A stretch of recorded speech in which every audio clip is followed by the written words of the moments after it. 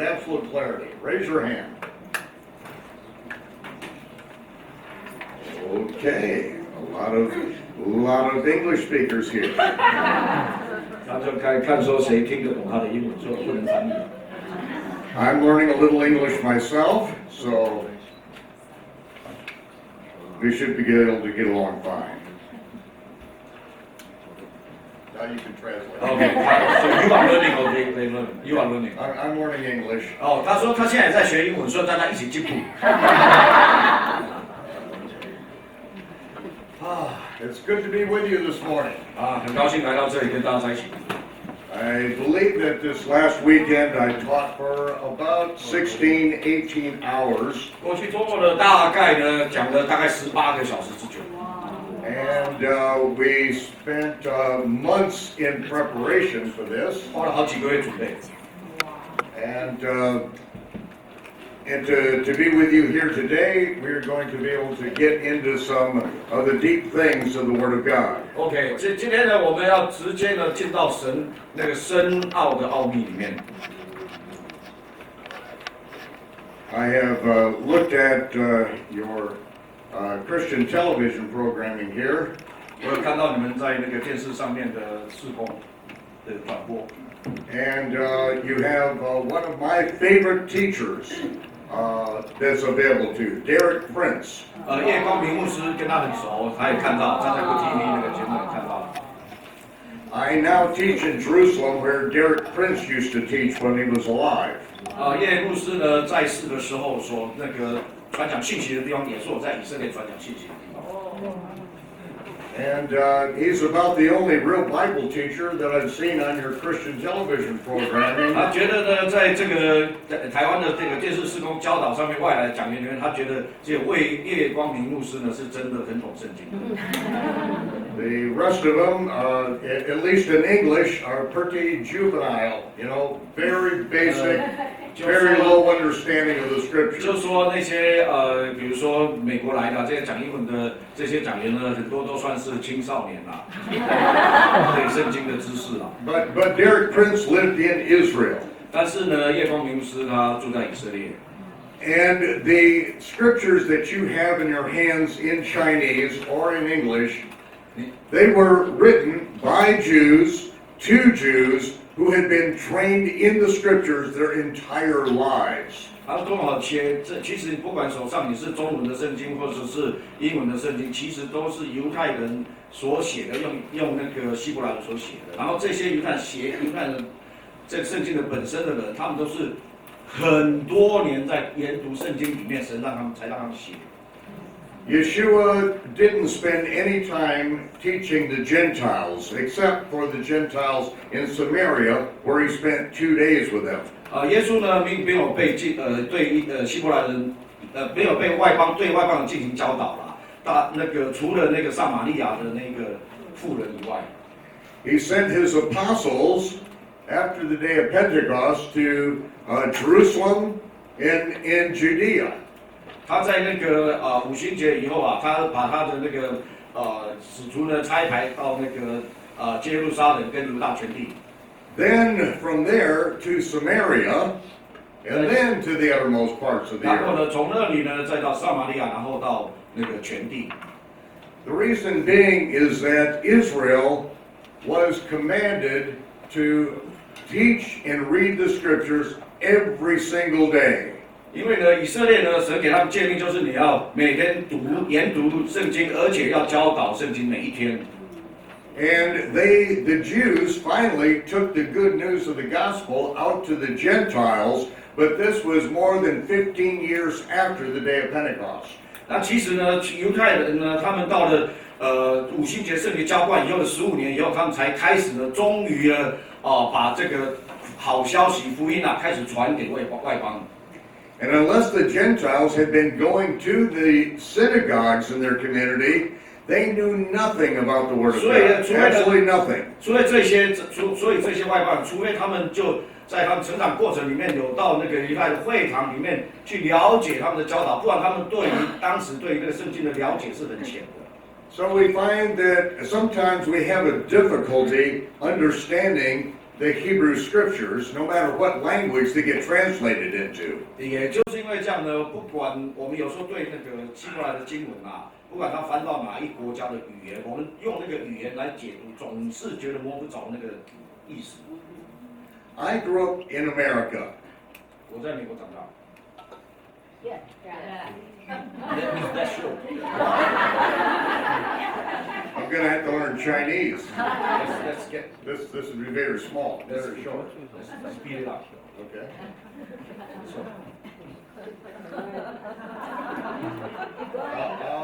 I'm teaching. Okay. If you stay at my speed, make sure you communicate what I'm saying. OK， 老师讲的要听。OK。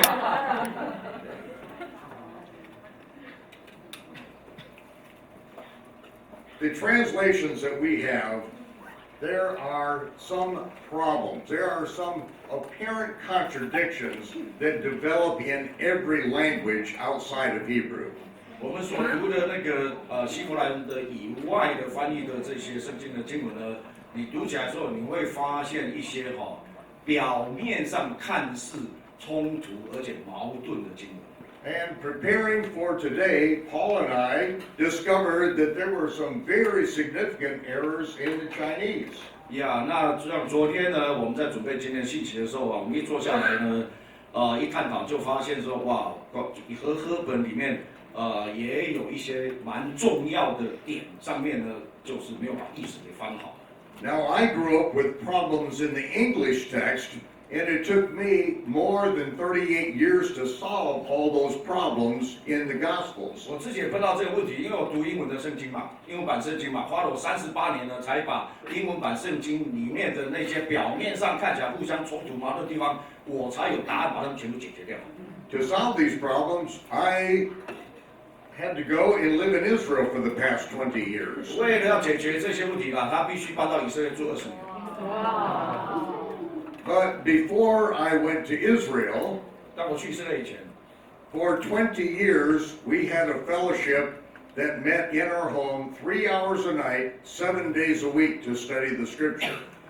在我搬去以色列以前啊，我们呢就已经呢，这20年前就已经在我们家里面就已经每一天7天之久，每一个晚上3个小时，那个研读圣经啊，不停的。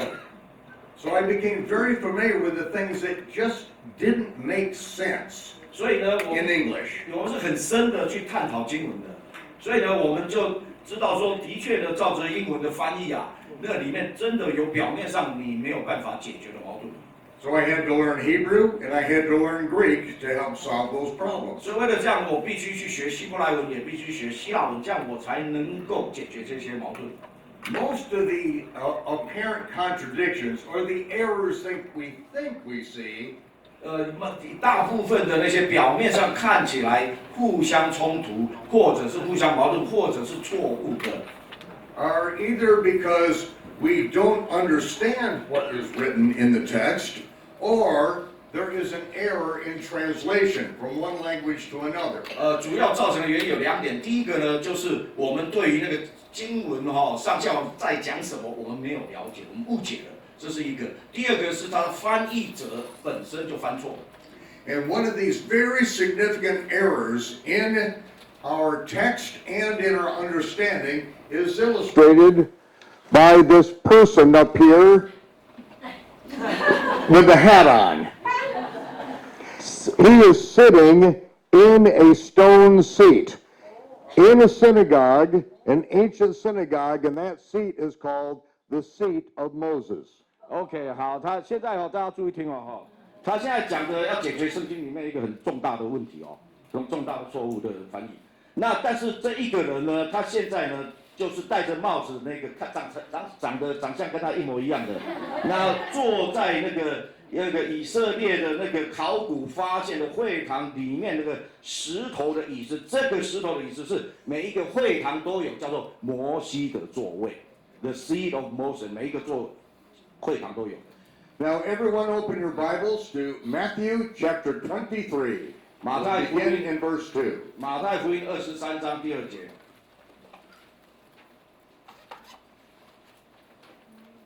I'll wait until you all have your Bibles open to Matthew 23. 等你们全部都打开了。Actually, it's on the screen. That doesn't count. No. 不行，还是大家得翻。If you don't have a Bible and you don't have a pen, you can't correct it and you will forget what I tell you. 因为什么呢？因为你要打开圣经，而你要有一支笔，不然你会忘记我现在告诉你的。这样子你就没有办法把我更正过的写在你的圣经里面。You don't need to be spoon-fed something on the screen. You better have it in your hands. 不要用靠着那个荧幕用汤匙喂你，你要自己。You'll never understand the Bible unless you read it every day and you really search it. 除非呢，你每天都读圣经，而且呢勤于查考经文，不然真的圣经你是读不懂的。I don't want you to be spiritual cripples like they are in America.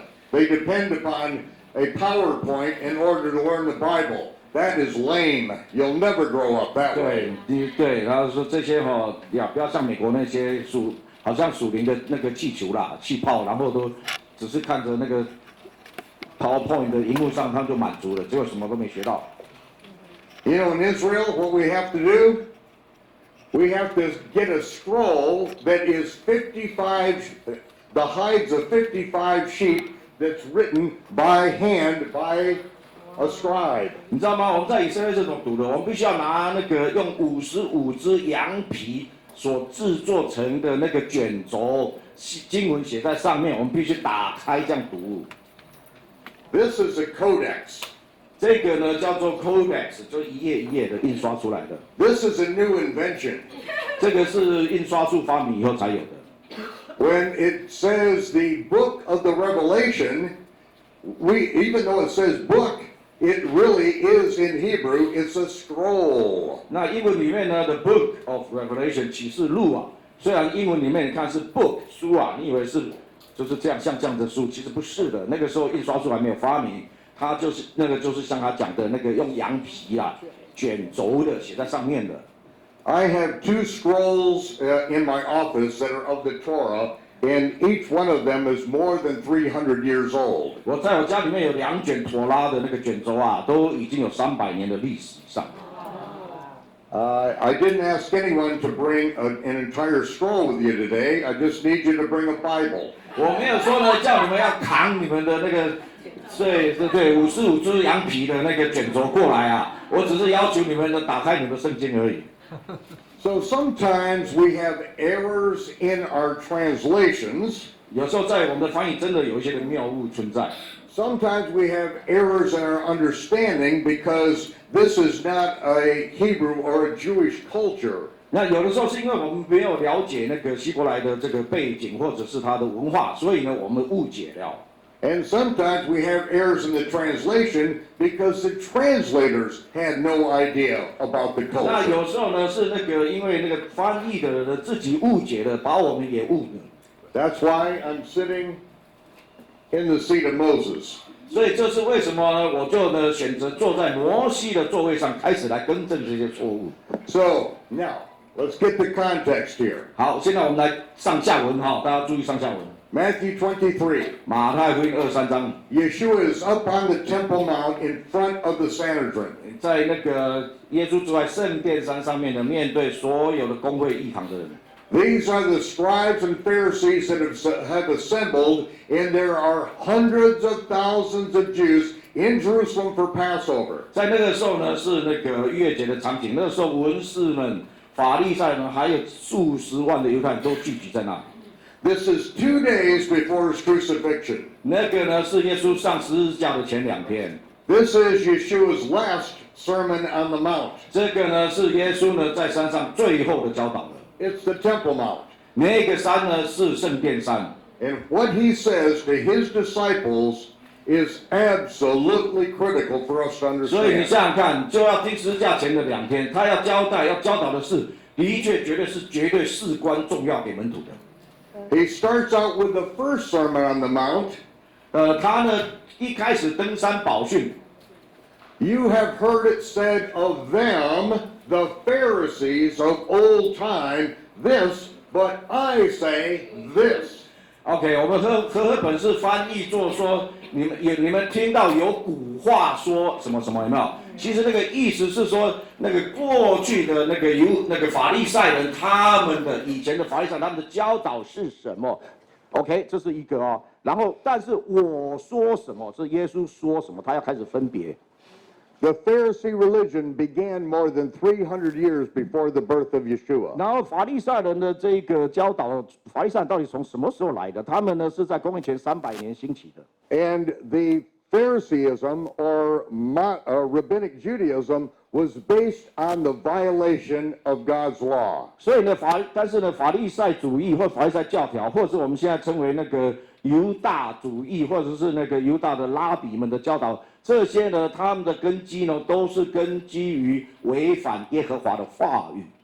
Anybody who is raised as a Pharisee in this room will verify what I'm saying to you. 如果你们当中呢有任何一个从小就法利赛人长大的人，也会证实我所说的话的正确性。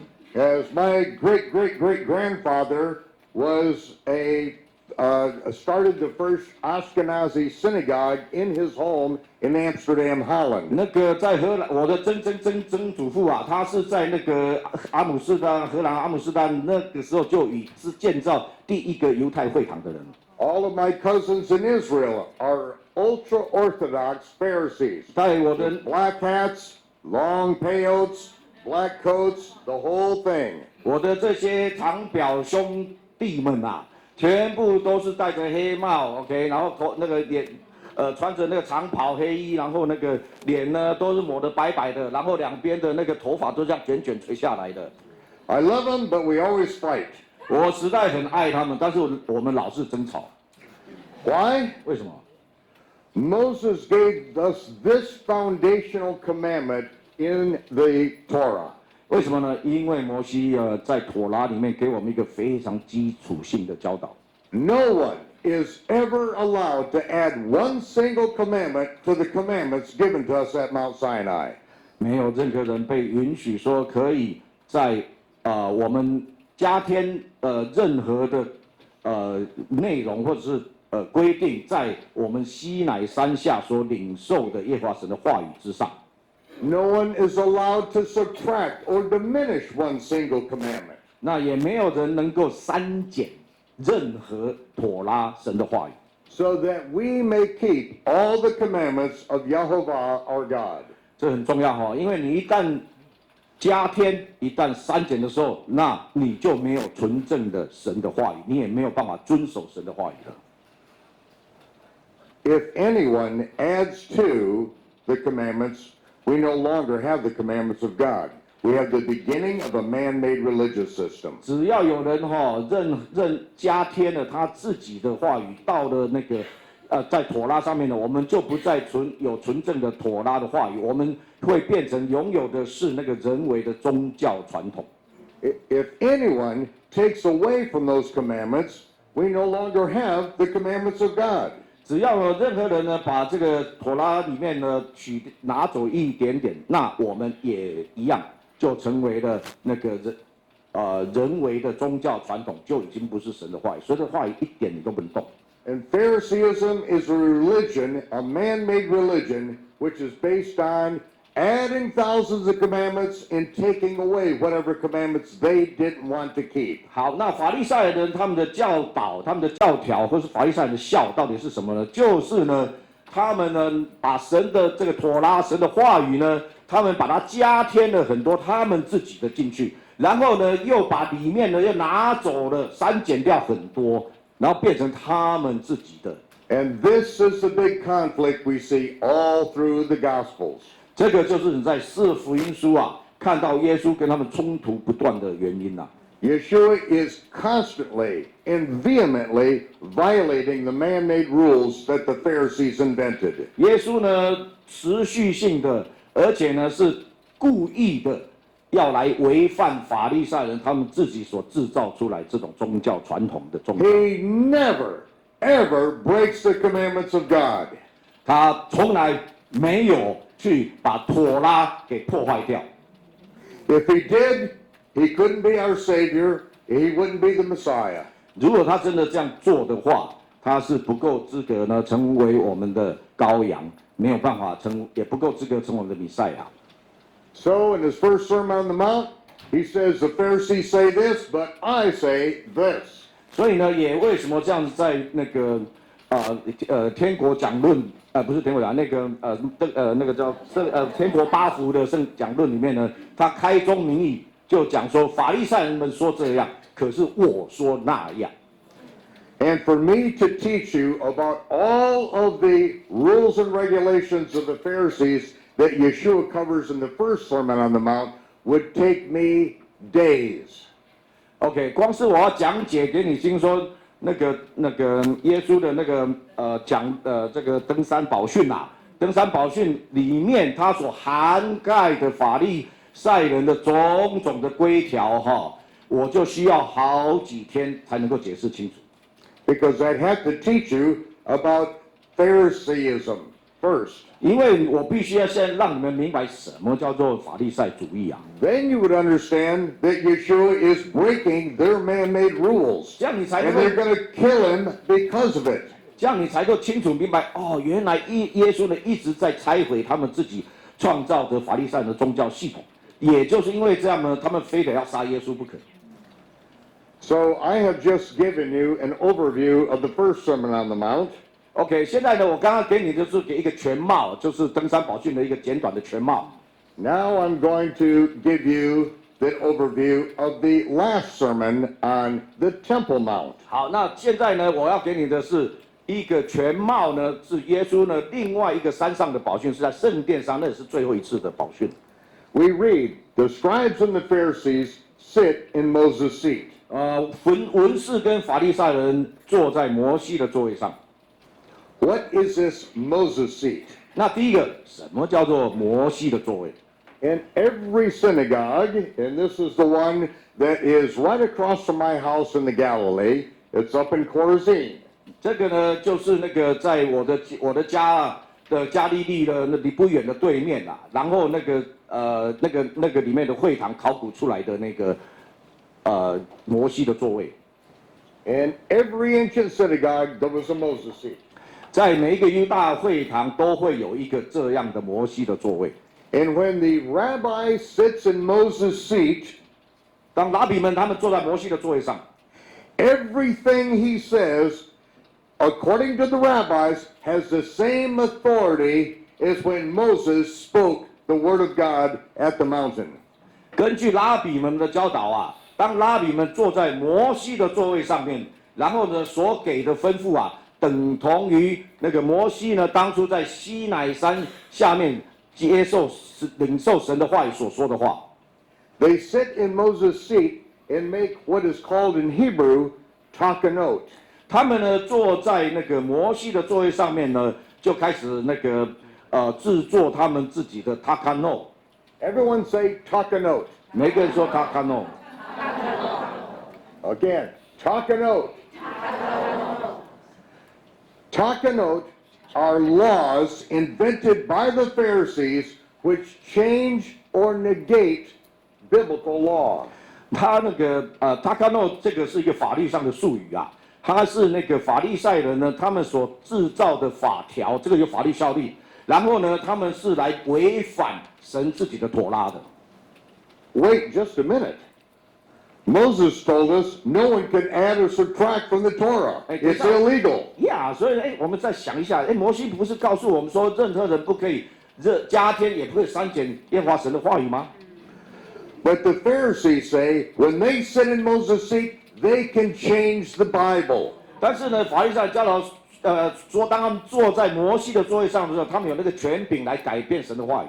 Not only do the people have to obey, 不是只有这些的那个民众们必须要遵守， but Almighty God must obey their decision. 但是全能神呢也必须要遵守他们的决定。 They also say 他们也说， that if you break the commandments of God, you can be forgiven. It's right in the scripture. 他们说啊，你们如果，而且他们甚至进一步教导说，如果你们违反了神的诫命啊，你们可以受到饶恕的啊，这个的确写在圣经里面的。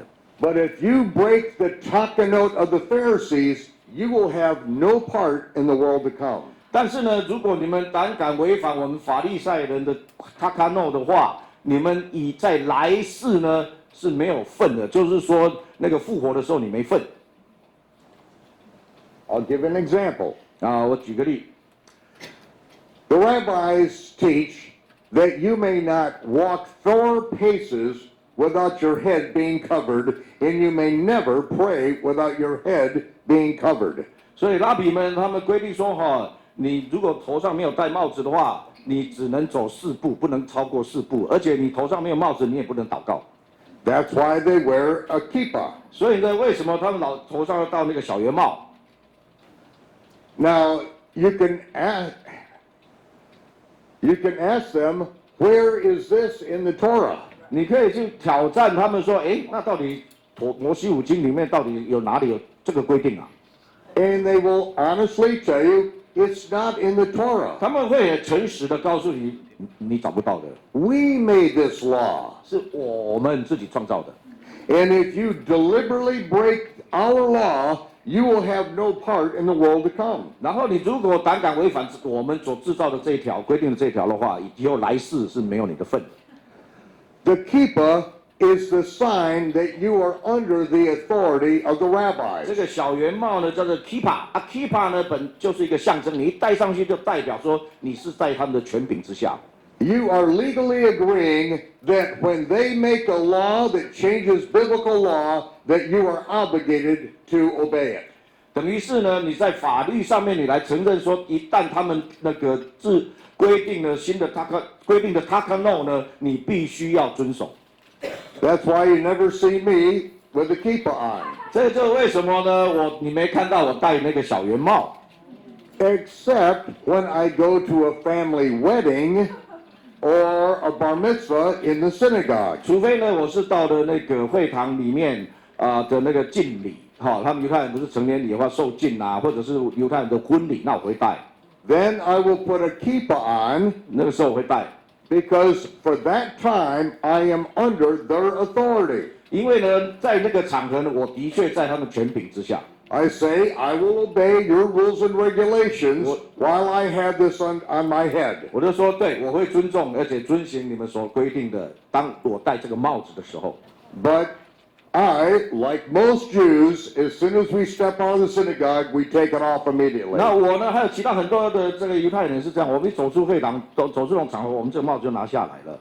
How many of you have been to Jerusalem? 你们到了耶路撒冷过的， And you have been to the wall to pray. 到那个西墙去嘛， And they give you a little paper kippah to put on your head, right? 他们一个纸的这个小圆帽给你们，你们要戴上去嘛。 That means you are under their authority. No, They no. give it to you. 他们就为什么要给你？就是告诉你说你现在是在我的权柄之下。 Yeshua said the scribes and the Pharisees sit on Moses' seat. OK， 耶稣说教导说文士跟法利赛人坐在摩西的座位上。 Then the English and Paul will say the Chinese will tell you, oh, therefore, whatsoever they, the scribes and Pharisees, bid or command you to observe, that observe and do.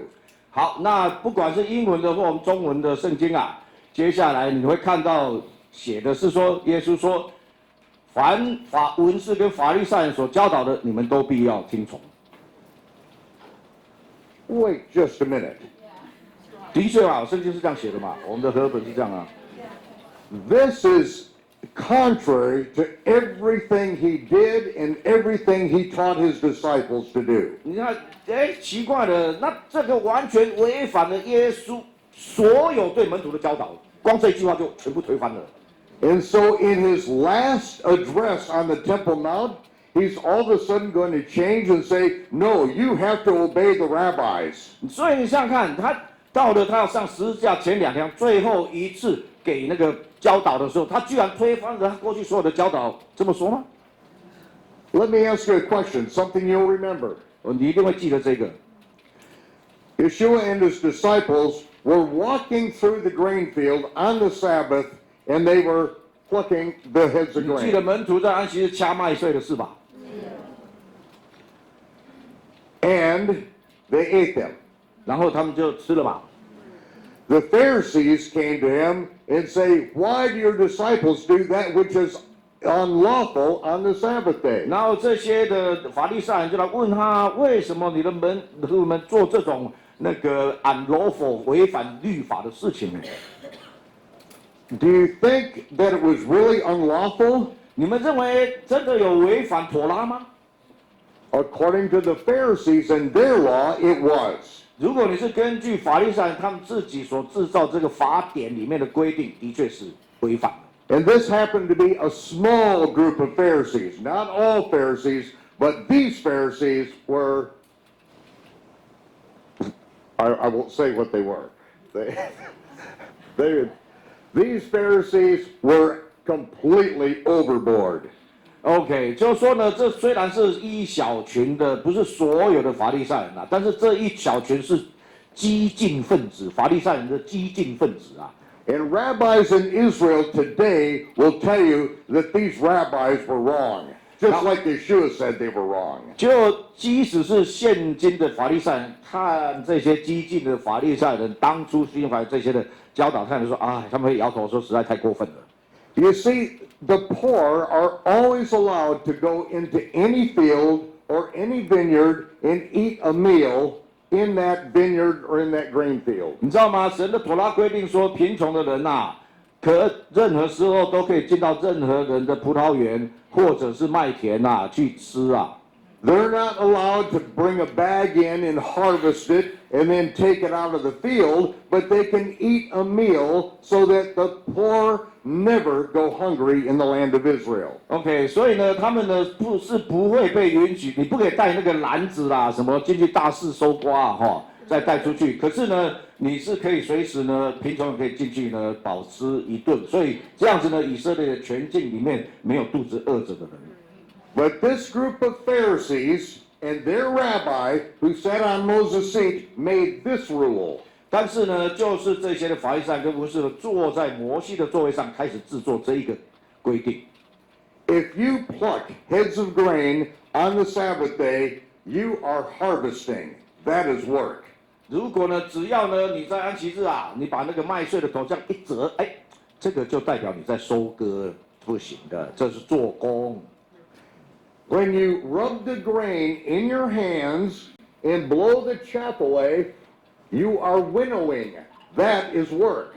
好，然后呢，然后你把麦穗放到你的那个手掌当中磨一磨嘛，然后把糠坯磨掉，然后你把它吹掉。哦，这个呢表示你在那个磨麦子跟吹糠坯，哎，又是做工。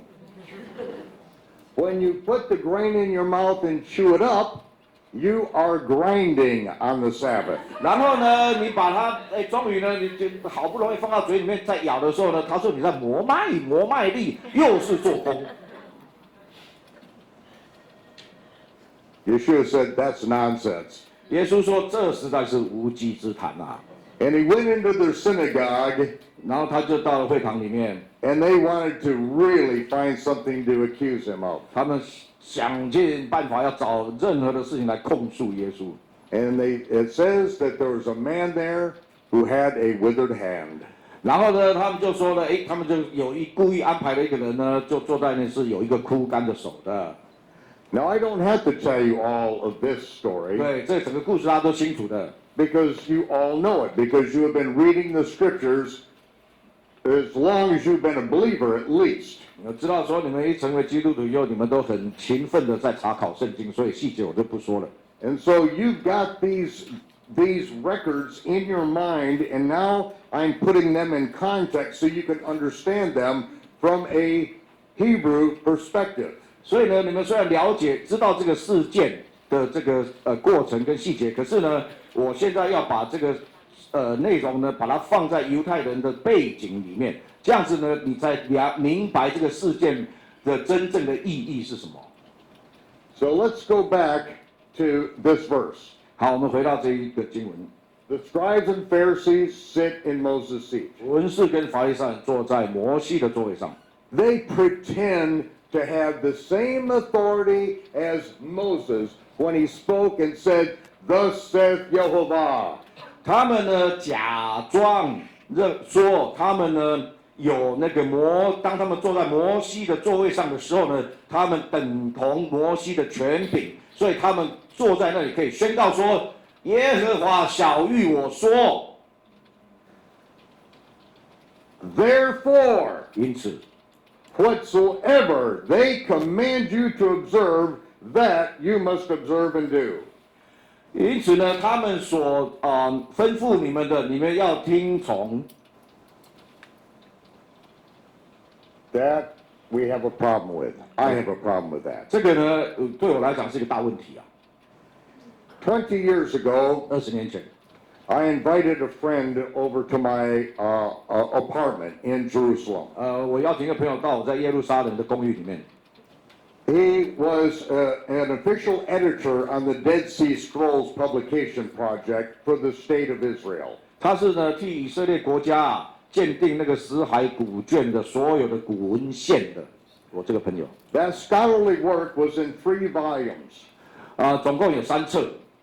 His name is on 2 of those volumes as editor. 所以呢，这个整个死海古卷的鉴定啊的工作啊，种种的呢，他有出版有3册，可是里面有2册有上面有他的名字。 Those 3 volumes cost $150,000 US. 你要拥有这3册，你要花15万美金。 Only major universities would even purchase something that expensive and that important.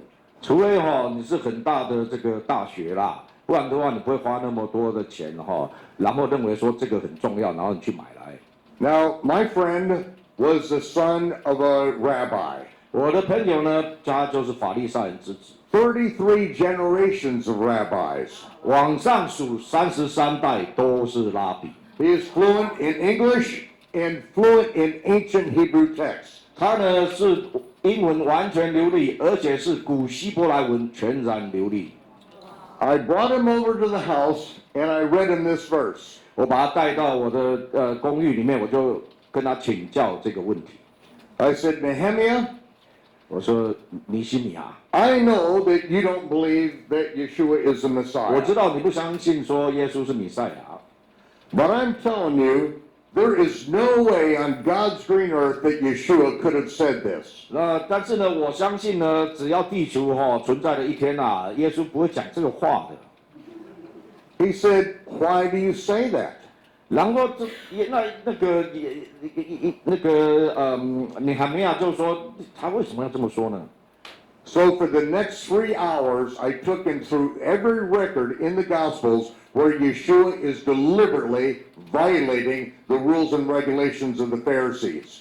那因为他们是不读新约的嘛，所以呢，我必须要花3个小时呢，就是详细的把4福音书里面的讲解给他听，耶稣是如何的故意的来违反法利赛人的刚刚讲的这些规条。 He immediately recognized it 他马上一听就懂了， because he's a Karaite Jew. 因为呢，他是属于叫做 Karaite Jews 这群的犹太人的。 This is a lineage of Jewish scholars that pay no attention to the innovations of the Pharisees, and they only go by the Karaim, the Hebrew scriptures. OK， 那个在犹太人的呢，世世代代的，还有里面有一个宗派支派，就是这个 Karaite 的这个犹太人，他们这一派的是学者，他们的学者呢，这一派的学者呢，是完全根据旧约的圣经里面的经文，他们不去理会那个法利赛人所说的或拉比呢所说的口传的那个神，I also told him that every Greek text on the planet reads the same way. 而且我跟他说，我寻遍了这个地球上所有的经文，也都是这么写的耶。He told me, this is not my problem. 他就说 It's your problem. 他说这个的确是个问题，但是是你的问题，不是我的问题。 You believe in Yeshua, I don't. 因为你相信耶稣啊，我没有啊，所以这是你的问题啊。 But 但是 I recognize that this is an apparent contradiction in an ancient manuscript. That is my field. 但是呢，我呢承认这一点，就这个的确是一个很明显的一个矛盾点。这个矛盾点呢，直接抵触到呢我所研究的那个古希伯来经文。所以呢，这个的确有犯到我的界限里面来了。Now I'm going to tell you what happened over the next 14 years. 然后接下来的故事呢，花了14年的时间才能告诉你。Nehemiah Gordon traveled to 5 continents. 这个尼希米呢，他旅行遍及5大洲。He got into the archives of Jewish scribes in Europe and in Israel and all over the world. 他到那个全世界到犹太人他们自己那个私人收藏下来的那些的典籍的那一堆里面啊，他去寻找。And in those archives, 他在那些所保存下 that 来 were 的， in the hands of Jews, Jewish scribes, 那是由那个犹太的文士们世世代代保存下来的。he found 28 ancient Hebrew manuscripts of the Gospel of Matthew. 他居然让他找到了28本的那个是用希伯来文的写下来的马太福音的抄本。Now there was something we already knew, 有一件事情我们其实已经知道了， that John, the author of the Gospel of John, 约翰福音的作者， 1st, 2nd, and 3rd John, 还有那个1书、2书、3书的作者， and the Revelation, 还有启示录， he had a disciple, his primary main disciple. 他有一个大弟子， His name is Papias. 叫做 Papias。 Papias is quoted by all of the early church fathers and historians. 所有的那个早期的教父们，还有历史学家们，全部都有引述 Papias 他所说的话。 Because he is so close to the original source. He's so close to John. 因为呢，他是除了第一代的使徒以外，最接近最原始的根源的。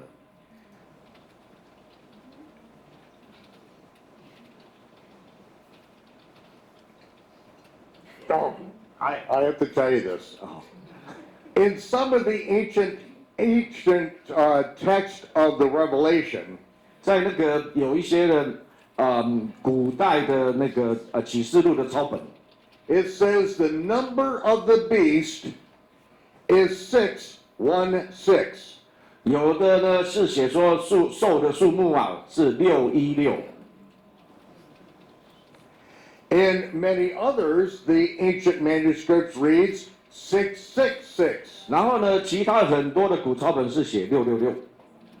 So 100 years after Yeshua's resurrection, they went to Papias and said, "Can you tell us the answer to this problem?" 所以呢，这是一个问题。所以呢，耶稣被那个复活升天有100年以后啊，这些的基督徒就跑去问 Papias 说：“哎，到底哪一个616对，还是666才对啊？” Because I have photographs of that ancient manuscript that says 616. 因为呢，我有一个那个拍下的照片，那个古希伯来古抄本上面就写的616。And what does Papias, the disciple John, say? 然后约翰的大弟子怎么说呢？ 666. 666。 And after that, all of the church historians knew it was 666 and not 616. That was an error that was made in a manuscript. 所以呢，从此以后呢，就所有的教父们还有历史学家，他都说好，那的确就是616呢是文士抄写的时候所犯的错误。Now, Papias says something else very important. 然后这个大弟子呢又讲了一个非常重要的讯息。He said Matthew wrote his gospel in the Hebrew language. 他说呢，马太呢，他最早写马太福音的时候呢，是用希伯来文写的。Several did their best to translate it. 其他很多人呢，就想尽办法把它翻译好。It was translated from Hebrew into Aramaic. 所以呢，最早是希伯来文，然后呢，从希伯来文翻到亚兰文去。Which is a very similar language to Hebrew.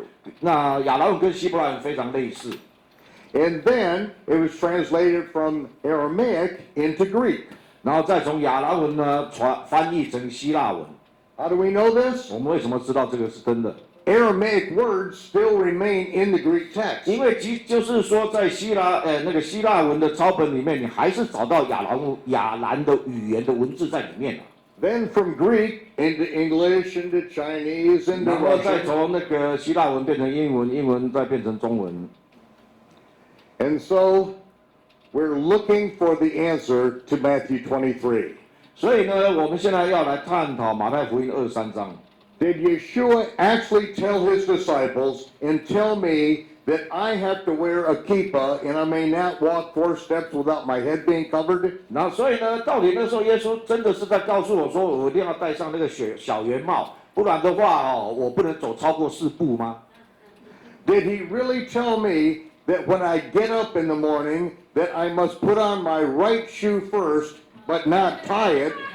然后呢，真的他就跟我说呢，那我早上起床啊，我呢，我必须要先穿鞋要穿右鞋，可是呢不能系鞋带， Then put on my left shoe and tie it.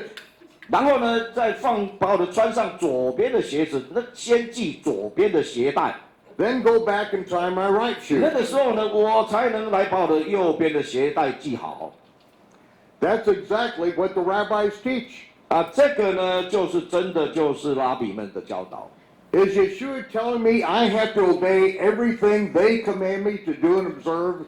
那真的耶稣有告诉我说，凡文士跟法利赛人的教导，你们都要遵行吗？ Does that make any sense at all? 这个你们觉得有道理吗？ That's what every Greek text on the planet says, 但 though. 是呢，我寻遍的所有希腊文的草本都是这样写的呀。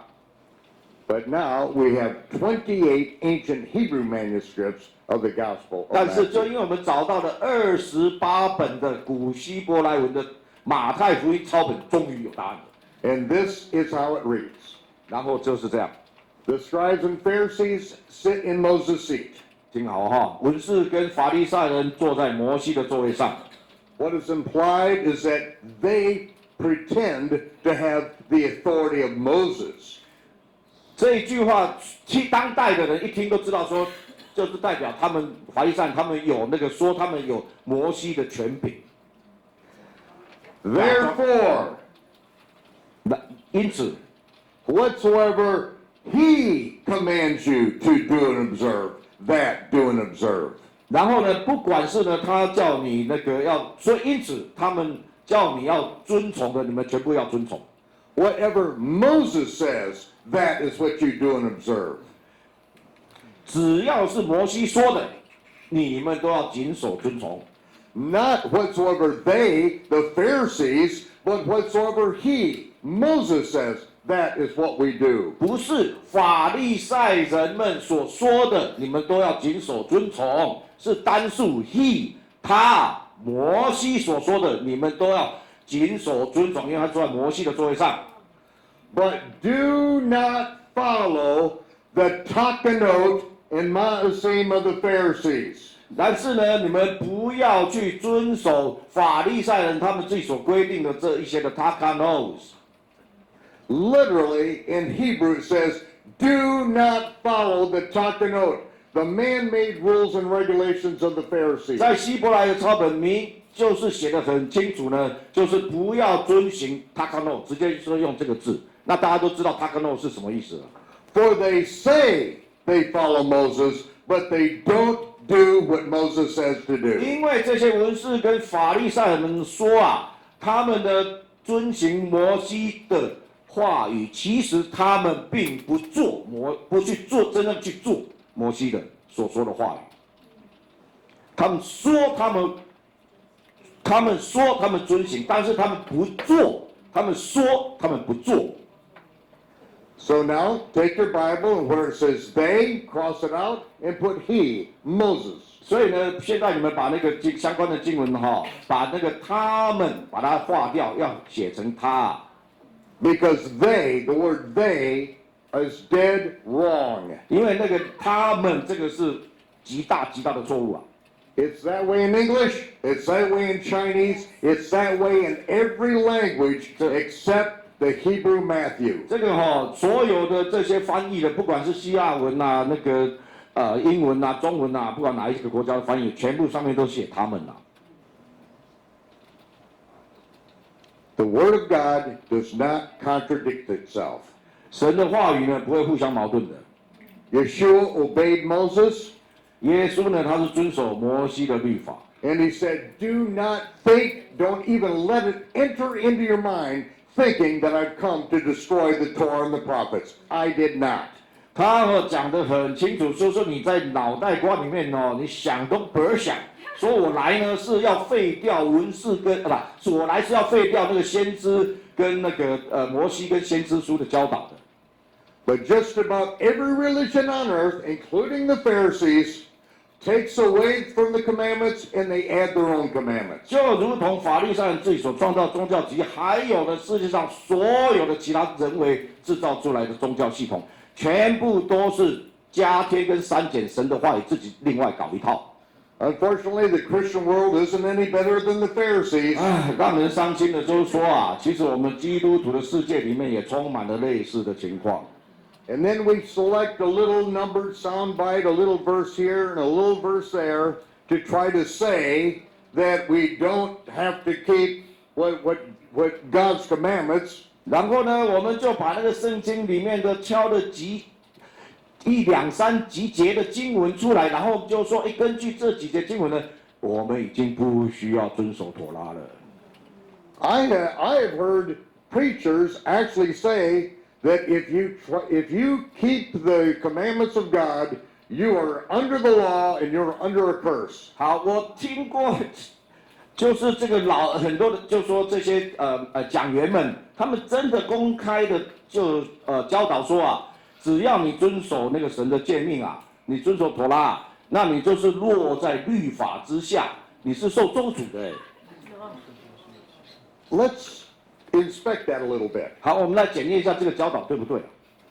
The Torah tells us that God forbids us from having sex with animals. 好，比如说妥拉呢禁止呢我们跟兽呢有性交。 Did that commandment go away? 那请问一下，这个诫命有被废掉了吗？ How about a man lying with man like a man lies with a woman? 那如果 Did that commandment all of a sudden get nailed to the cross?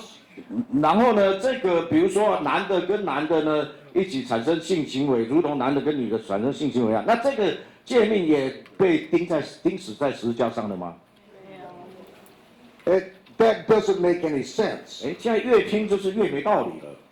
Yeshua nailed the doctrines and commandments of men to the cross. 耶稣钉死在十字架上面是那个人为制造出来的诫命跟他们的这些塔卡诺。 Yeshua broke the doctrines and commandments of men, and that's why the Pharisees killed him.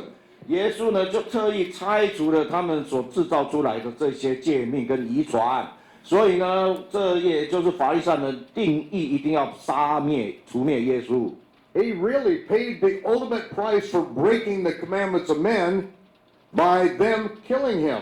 他付上了这样子最高的代价，就是为了破除这法利赛人的这个宗教传统，然后钉在十字架上。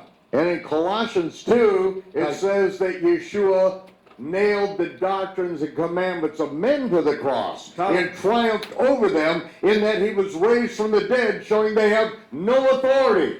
在哥罗西上面就讲说呢，耶稣呢，既然呢把那个这些人为的宗教的传统跟那个遗传的诫命呢，全部钉在十字架上呢，他就仗着十字架夸胜。 So, there are those who would say that if we try to keep the commandments of God, we are under a curse. 所以对那些教导说，如果你私底下呢遵守神的诫命的呢，你是受咒诅的。 So they're saying, if you don't have sex with animals, you're under a curse. 那我就反过来对，那他意思难道告诉我赶快要去跟跟野兽行淫吗？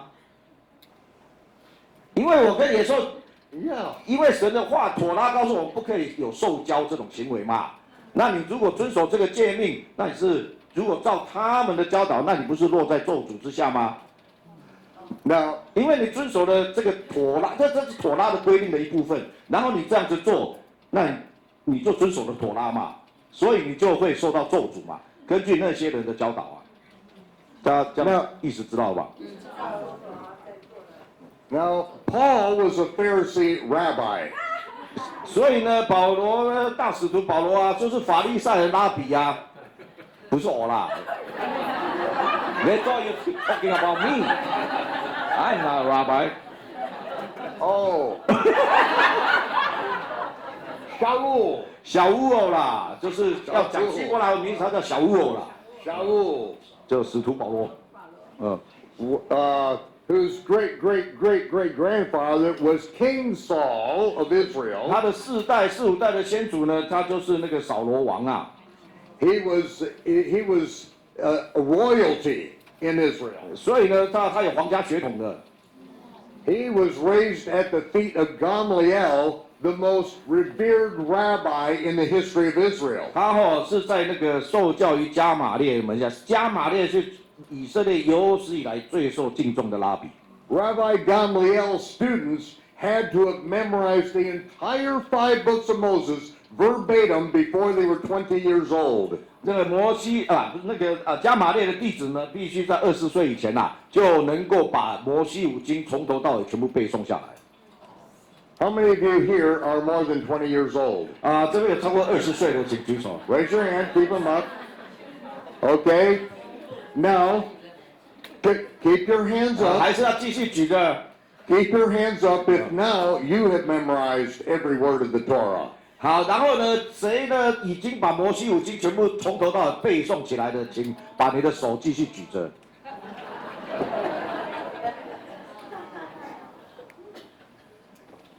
Yeah, I have to lower my hand too. 连我自己也没有办法继续举手了。Paul, Shaul, when he writes to the believers of Galatia, he says, all those who are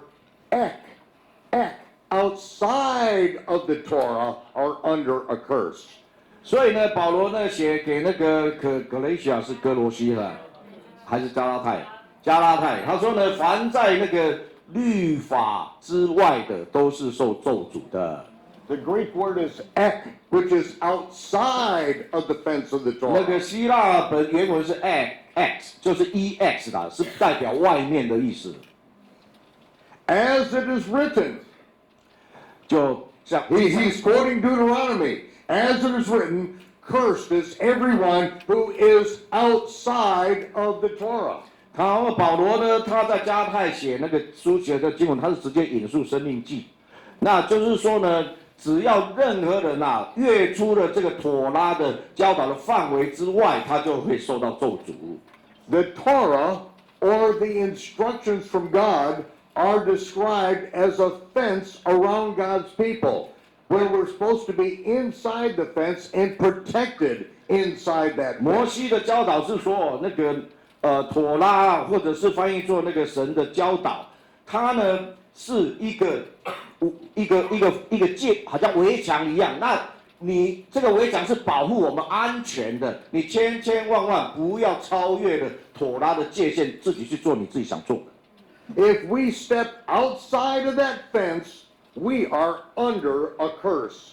如果呢，我们越过了神为我们所设下的这个保护的界限的话，我们会受到咒诅。But sometimes the English and sometimes the Chinese versions get that all wrong because they don't go back to where Paul's quoting it from, Deuteronomy. 但是呢，这个很多的翻译版本，包括我们中文的翻译版本，也都搞错了。因为什么他们会把它翻译错了呢？因为他们就不晓得说保罗原来他讲这个话的上下文，他是在引述那个摩西五生命记嘛。那你要去看那个生命记整段的，他只是从里面引述1-2句，他是在讲整段的意思的。Peter tells us, 彼得告诉我们。that Paul says some things that are very difficult and hard to understand. 他说呢，保罗呢，只有讲的有些真的是深奥难懂的事啊。How many of you can relate with the fisherman, Peter? 然后你们是不是有很多人跟这个渔夫呢，彼得有同样的感受？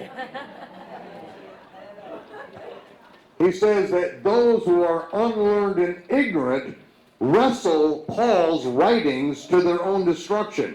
他说了，那些不好好用心学习的，然后对神的话语全然无知的这些人他们呢就把那个保罗的那个话语啊，照着他们的无知来讲解，然后以至于呢进入沉沦。What are they unlearned and ignorant of? 那到底保罗在讲说，彼得说这些无知是在无知对什么无知嘛，对不对？ The Torah. 就是对妥拉一无所知。 God's instructions that he had memorized from beginning to end. 这个妥拉呢是那个使徒保罗从小就已经从头到尾背诵于心的。 These are the scriptures that he's constantly quoting in every one of his letters. 所以在保罗所写的那个书信里面啊，反正他的话语呢，全部都是直接引述那个妥拉来的。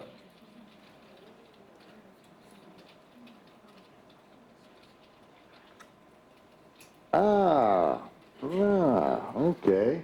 他越讲越高兴。Yeah, we got a few more minutes.你们要休息吗 What?？They don't want to rest. They don't want to rest. So we have all the way through 11:45. All right. Yeah. Now. Yeah, 11:45. All right. Now I want you to go to Luke 9:51. 好， Everyone 路 turn to 加 Luke 福音9章 9:51. 51节，赶快翻，抢时间。 Okay. 好了吗？找到了吗？路 You 加 got 福音 that 9 one, 章 right? 51节， Luke 9:51.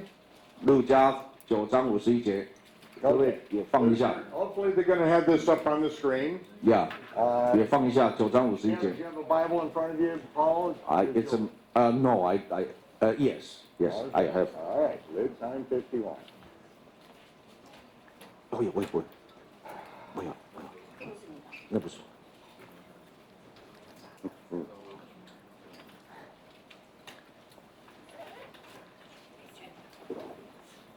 Oh, is that it? Yeah, okay, there it is up on the screen. Can you read it, Paul? Yes, OK， 我现在读一下哈，路加福音9章51节。 All right. You want to read it in Chinese? Wait, let me do Okay. it in English first because there may be some extraneous words, okay? Okay. And we don't need to say every Okay, word got here. it. Like where it says, and it came to pass. That's like, Okay. you know, that's not significant to the text. Okay. It's like, once upon a time, Yeah. or it just happened to, you know, in the course of time, this happened. You can actually say that. You know, Okay. It's not real essential to the text. OK， 就是他那个英文的那个 King is that King James？ Yeah. It's, OK， yeah, they 后来就是那个 King James 钦定版的那个是这样说了哈，就是说 it came to pass，OK 是那个就是说 once upon a time 啦，就是时候到了啦，哦，这不是在本文里面是非常有意义的一句话 ，OK， 那我们中文就是讲到将到， Now here's the meat. 日子将到哈。When the time came that he should be received up, he steadfastly set his face to go to Jerusalem. 好，那个现在照那个钦定版的哈，就是说 the day came 啊，就是已经到了哦，是过去式哦哈。到了耶稣呢要被接上天的时候，那个时候耶稣的定义面向耶路撒冷，这是钦定版。那我们和本大家看，就是这样翻的。 Now, some of the English translations say, 有一些英文的版本这样翻。 when the time came for him to ascend up into heaven, 那有一些是说呢，现在是说到了他要他要上升到天堂的日子，已经到了。 the Catholic version says it came the time for his ascension. 然后呢，在那个天主教的那个版本里面啊，就是说哦，他现在要开始上升的日子到了。 He set his face to go to Jerusalem. 然后呢，他要上天的日子到了，然后他的定义面向耶路撒冷。 Okay. 好， Now, the words into heaven are not in any text. 好， Greek, Hebrew, anything. 那个进入天堂这几个字啊，不管你去希腊文版、英文版啊什么，你都找不到的。有这个字进入天堂，被接上升进入天堂，没有这个进入天堂。In all of the English translations, 所有的英文的翻译， from Geneva Bible, 从那个Geneva Bible 那个 King James, 钦定版， the Douay Rheims Latin Bible, 还有这种种的，包括拉丁的这些版本， they all are saying that when the time came for him to ascend up, implied ascend up into heaven. That's why they added the words, even though they're not in the text. 因为呢，因为在那些版本里面，他们是用这个字叫做 ascend up， 上升。那当然，这个你看到这样 ascend up 上升呢，你就会联想到上升去哪里？上升上天嘛。所以我们中文的和合本也是这样，被接上升，有一个被接嘛。Okay. 就隐含他要上升到天堂去了嘛。So he's on his way to Jerusalem, and it looks like he's going to go up to the ascension and ascend into heaven, right? 所以呢，如果你照这样子经文来看，OK， 那耶稣呢就是定义呢面向耶路撒冷，然后往耶路撒冷走去呢，准备升天了。That's what every English speaker thinks of. 那 That's what every Russian speaker thinks of, that he's going to go up, ascend up into heaven now.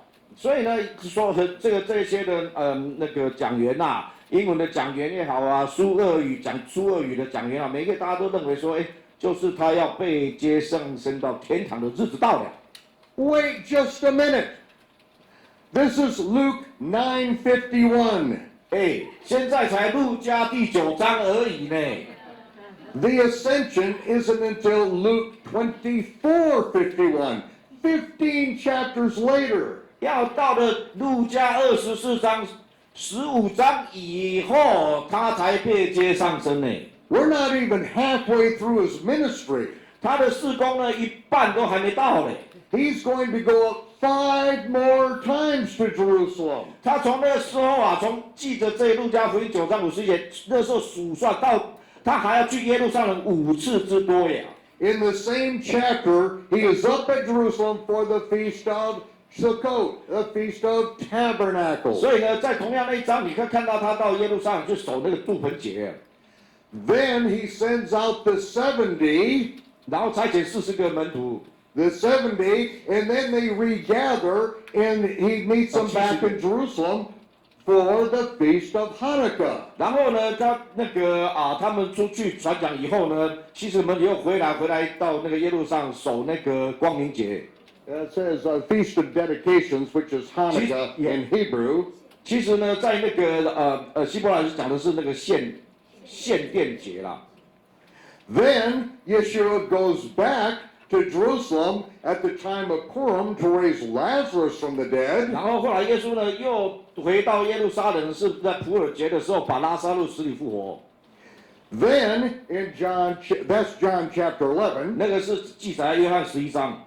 John chapter 12 through 20, he's back at Jerusalem for his death, burial, and resurrection. 然后呢，约翰福音的之后的那些章节，就是记载那个他到第4次去，那个时候是在耶路撒冷呢，就准备要上守逾越节，然后去那边要上十字架。After his resurrection, he goes up into the Galilee again for 40 days. 然后呢，他那个复活了以后呢，他到加利利去，然后在地上40天。And returns to Jerusalem for his ascension and the Mount of Olives. 然后那个时候加利利那边呢传讲，跟门徒传讲以后呢，天国福音40天之前又回到耶路撒冷，在那个耶路撒冷的橄榄山上面准备被接上天嘛。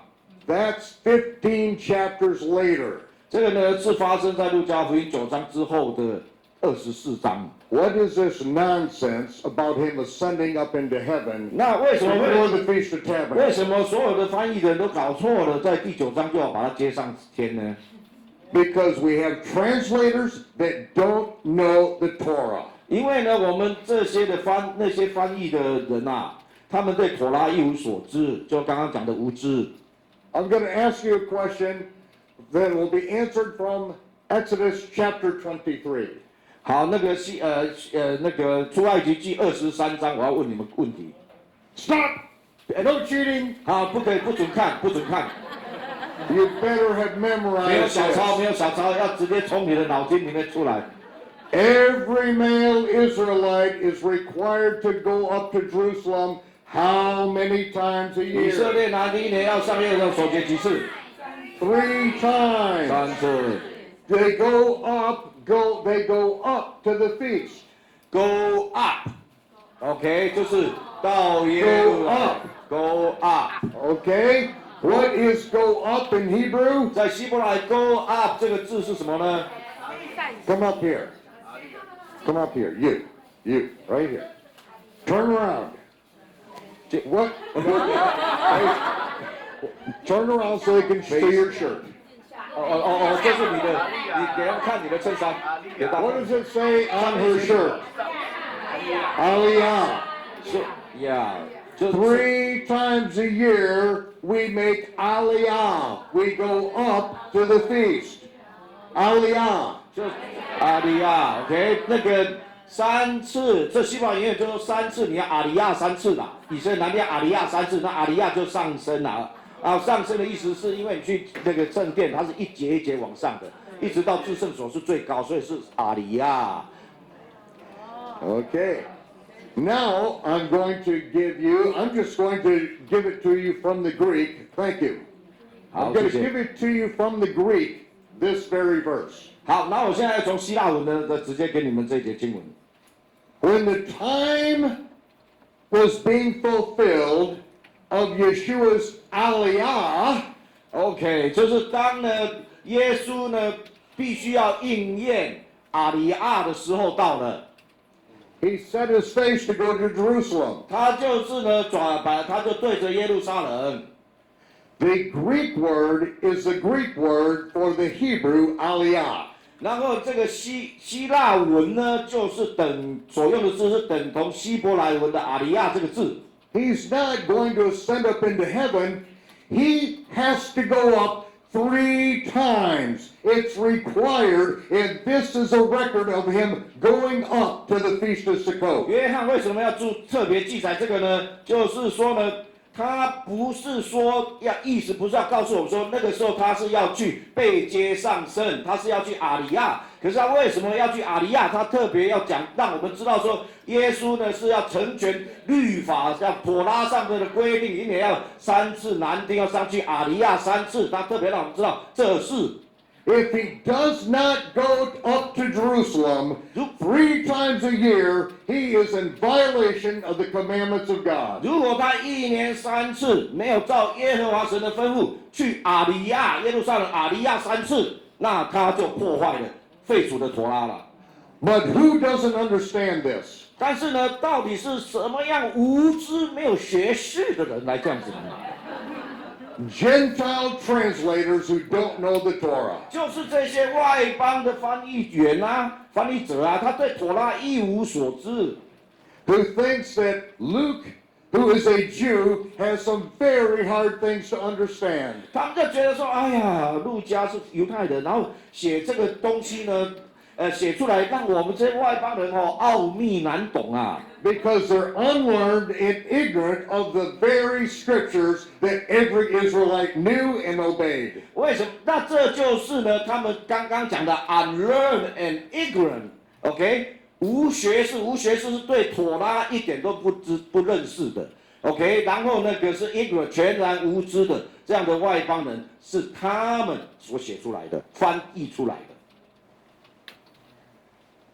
And that's why when I was watching the English preachers who are on your Christian television network, I just shake my head. I can't believe how clueless they really are. 好，那就是呢，因为由这些的无学识又对妥拉对妥拉无学识又无知的，然后这些人又在电视上面在那传讲的口沫横飞啊。 所以呢，我每次看到他们的时候，我就一直摇头。Derek Prince lived in Israel. 叶光明牧师呢，他是居住在以色列的。He is buried less than a mile from where I lived. 他住的地方跟我住的地方只有1英里之远。The people he taught are my friends, and we fellowship together and study together to this day. 那他的学生呢，跟我都是好朋友，我们都到现在都还常常一起研读圣经。He is greatly to be respected. 他是一个应该要被很受尊敬的一个学者。And now you know. 现在 Luke 9:51. Did you mark it in your Bible? 好，然后呢，现在是不是路加9章51节，你们要把它更正一下？ When was being fulfilled the days of his aliyah, he set his face to go to Jerusalem. When it is being fulfilled， 就是说呢，要去成全，或去做遵守的意思，就是成全这个妥拉的规定的那个日子到了。OK， 所以呢，他就把他的脸转向耶路撒冷，就开始往耶路撒冷去阿里亚了。Now this is where it gets really exciting. 现在呢，越来越让人兴奋的事情了。The rest of this verse is incredible. 剩下的都会让你觉得不可置信。He steadfastly set his face to go to Jerusalem. 他呢定义呢脸面朝向耶路撒冷。And he sent his messengers before him, and they entered into a village of the Samaritans. 然后呢，他就呢差遣他的门徒先行走在他前面，然后到了撒玛利亚的村庄去。Now they are coming from the Galilee and going up to Jerusalem. 同样呢，这个时候他们是从耶稣跟他们都是从加利利上来，往北走，然后呢是要到你看加利利往北还往南，往南走。可是为什么是讲说往上行呢？就是阿里亚了。OK， Mount Gerizim and the temple of the Samaritans is 18 hours south of Jerusalem. Excuse me, north of Jerusalem. 那个撒玛利亚村庄的基利心山就是步行它大概要18个小时啦，然后你要往南走才到的那个耶路撒冷。He's heading up to Jerusalem for the Feast of Tabernacles, and they stop by the village of the Samaritans to buy some provision, some food, so they can make it the rest of the way up. 那他们在这个18个小时的旅程当中，要到耶路撒冷去过住棚节，他就经过了撒玛利亚乡村，然后呢，就是要先买一些食物，让他们可以继续往前走，才有东西吃。He sends James and John into the village to buy provisions. 他就叫雅各跟约翰进到撒玛利亚村庄去买食物。Verse 53. 第53节。The Samaritans did not receive him. 然后那个撒玛利亚不要拒绝接待他们了， They shut him out. 就是把他赶出去了， Refused to sell him anything. 不卖给他们任何东西啊。为 Because 什么？ he set his face to go to Jerusalem. 因为他们知道说呢，他是持续的要往耶路撒冷走。Set his face, it's a figure of speech. He's determined to go to Jerusalem. 他把 set his face 我们说他的脸面朝向耶路，定义朝向，这是一个那种象征希伯来文象征性的说法 ，set his face， 意思他已经打定主意了，往耶路撒冷走。Now, let's go back in time 4 months earlier when Yeshua is at that same village and meets a woman at the well. 好，那我们现在呢，把那个时光呢转回4个月以前，那个时候呢，是那个耶稣就在这个撒玛利亚村庄跟那个妇人在谈话。The rest of the disciples, now this is 4 months earlier, the rest of the disciples went into the village to buy some provision, some food. 你看呢，就在那个4个月之前而已不久以前这些门徒们的确是进到撒玛利亚村庄里面去买汉堡Yeshua is sitting by a well outside of town. 那个时候呢，耶稣自己一个人就坐在那个村落的外面的井边We know which well it is. 我们知道那口井在哪里Because it's still there at Shem, and it is a very deep well, and you have to have special equipment to get down that deep. 因为我们知道那口井是在哪里，而是那口井是非常非常的深的，所以你还必须要特别的那种篮子什么才能够绕那么深取水出来。I have been there many times. 我到那里也很多次了， It's only about an hour from my home. 从我居住的地方1个小时之远。 While his disciples are in town buying provisions, 当他的门徒们在撒玛利亚的村庄买食物的时候， this woman comes out to draw water. 然后这个妇人要出来呢，要打水， And Yeshua says, Woman, give me a drink. 然后那时候呢，耶稣就跟他说：“夫人，给我水喝。” And the woman says, 然后女人就说 Why do you ask me, a woman who is a Samaritan, a drink? The Jews don't have anything to do with us except when they want something from us. ：“OK。”他说：“这个妇人说啊，奇怪了，你为什么跟我要水喝啊？你们你们犹太人啊，那跟我们呢是一点瓜葛都没有，根本就不想跟我们有任何往来的。那你现在跟我要水喝，这到底是怎么一回事啊？” It's true. 那这是真的啊。 Because the Jews know that the Samaritans are not even Israelites. 因为这犹太人他知道撒玛利亚根本就算不上是以色列人， They know that the 10 northern tribes were carried away by Shalmaneser hundreds of years earlier. 他们知道说他们那个以色列北国啊，被那个亚述王的小马奈撒把他们驱散到卢夫鲁驱散到其他地方去了。 And Shalmaneser, the emperor, brought people from the land of Sumer into northern Israel to inhabit the cities and the farms and the business. 然后那个亚述呢，他们的政策就是把他们赶出去，又把卢夫鲁去，然后又把外面的别的地方的人呢，又把他们迁到原来撒玛利亚村庄来。 And they brought the worship of their own pagan gods with them. 然后这些人呢，因为他是从外邦来的，所以他把外邦的神的敬拜啊，都带过来了。 The kings, in the book of Kings, it tells us that one of those gods was Ashima. 然后那个历代志啊，里面有跟我们讲说，有一个王的名字叫 Ashma。 And even to this day, when the Samaritans read the Torah scroll, when they come to the name, they don't pronounce the name Yehovah, they say Shema. OK， 他们即使你今天你进撒玛利亚的村庄啊，当他们在读那个他们自己的圣经的经文的时候，他们读到神的名字耶和华这个名字他不念的，他们用那个 Shema 这个来取代。 Which is a form of Ashima, their pagan god. 然后那个为什么叫 Shama 呢？这个字呢就是 Ashma。 这个他们外邦神的名字的简称。 So the Jews know that these people are Gentiles. 所以呢，这就是因为这样，犹太人知道这些是外邦人，虽然是好像表面上读妥拉，但是呢，他们敬拜的是外邦的神。 And that the emperor brought false priests back into the land to teach them about the God of the land. 然后呢，这个亚述的国王呢，甚至呢，把那些假的祭司们把他就迁到了这个撒玛利亚村落来教导这些撒玛利亚人。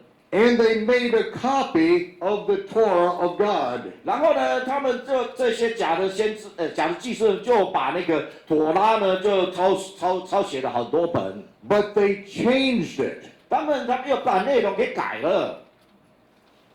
They changed the 10th commandment. 他们把10诫改了，第10诫改了。 The 10th commandment literally reads, Thou shalt worship on Mount Gerizim.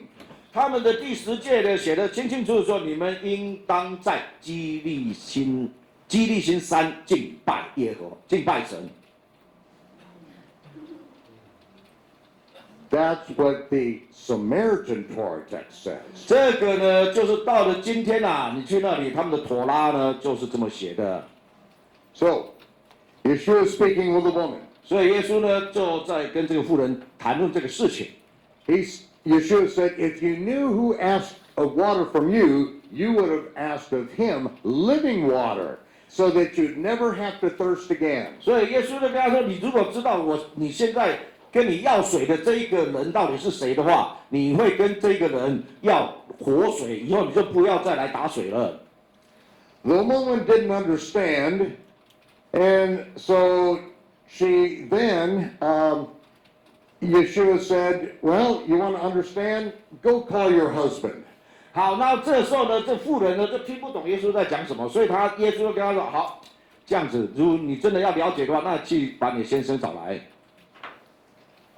And the woman has to make a confession to him. 那个时候呢，这个妇人就必须要坦诚。This is a very heartbreaking confession and something she doesn't want to tell, especially a stranger. 这个呢，的确是一个很让人提起来就心碎的这样子的一个坦诚啊，而且是这个时候他还必须要对这个陌生人来分享这段心碎的故事。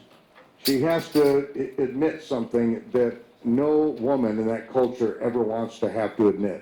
他呢必须要来坦诚，这在当时的那个文化背景里面，没有任何的妇女们，她们是愿意来坦诚的事情。She said, I don't have a husband. 她说我没有丈夫啊。Yeshua said, you've spoken the truth to me. 耶稣说你跟我说的是实情，你没有骗我啊。In fact, you've had 5 husbands. 但是呢，你是有5个。And the man that you're now with is not even your husband. 那你现在跟他居住在一起的那个，他不是你的丈夫。This is a heartbreaking thing for her. That she's now living with a man who's not even her husband. 这是很令人伤心的事情。她经历了这么多痛苦的过去，然后即使这第5位她在一起的呢，还不是她的丈夫。And she said to Yeshua, Sir, I perceive you're a prophet. 然后她这个妇人就说：“夫子，我看得出来，你是一个先知。” Later, she reports that this man told me everything I ever did in my whole life. He read my whole life story out before me. Is this not the Messiah? 这个虽然圣经里面的经文讲得很短，但是你看后文呢，他是进到村庄以后的时候，他跟那些撒玛利亚的这些人分享说，耶稣是详详细细的把他过去一生的事情都详详细细跟他说出来了。So she said to Yeshua, I perceive you're a prophet. I perceive you're a prophet. 所以他跟耶稣讲说，我知道你真的是一个先知啊。And then she asked him a question that has been the critical division between the Jews and the Samaritans for hundreds of years. 那个他问的这个问题是一个非常重大的问题，因为这个对于这个重大问题的答案就那个直接呢让这个划分了这个撒玛利人跟犹太人中间的区别了。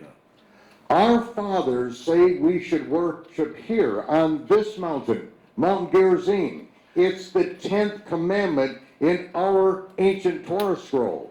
他就说我们的妥拉，我们撒玛利亚人的妥拉里面写得很清楚，第10诫说呢，而且我们的先祖们也是这样教导说，就是要在基利这个山就是基利山，基利新山就是撒玛利亚人村庄的山，在这里敬拜。But the Jews say, no, we are to worship at Mount Moriah. 可是呢，这些犹太人跟我们吵说不对啊，就是应该要在那个摩利亚山啊。The mount where Yehovah will be our more, our teacher. 那摩利亚，这希伯来摩利亚这个名字摩利亚山的意思就是那个亚那个亚就是耶和华。那耶和华会摩瑞会教导我们。I know what our priests say, but I have never met a prophet. What do you say, prophet? 好，他说我从来没有我也不晓得到底应该，我自己也搞不懂。可是你是先知，那先知请你告诉我答案到底是什么。Yeshua said, the hours now come that God desires those who will worship him in spirit and in truth. 然后呢，耶稣的回答是这样，就是说时候到了。父呢正在寻求那个用在心灵跟真理里面敬拜他的。She didn't really understand what those words meant. 她根本不晓得耶稣这个回答她真的是摸不着边际啊。And when we read them today, they're not real clear.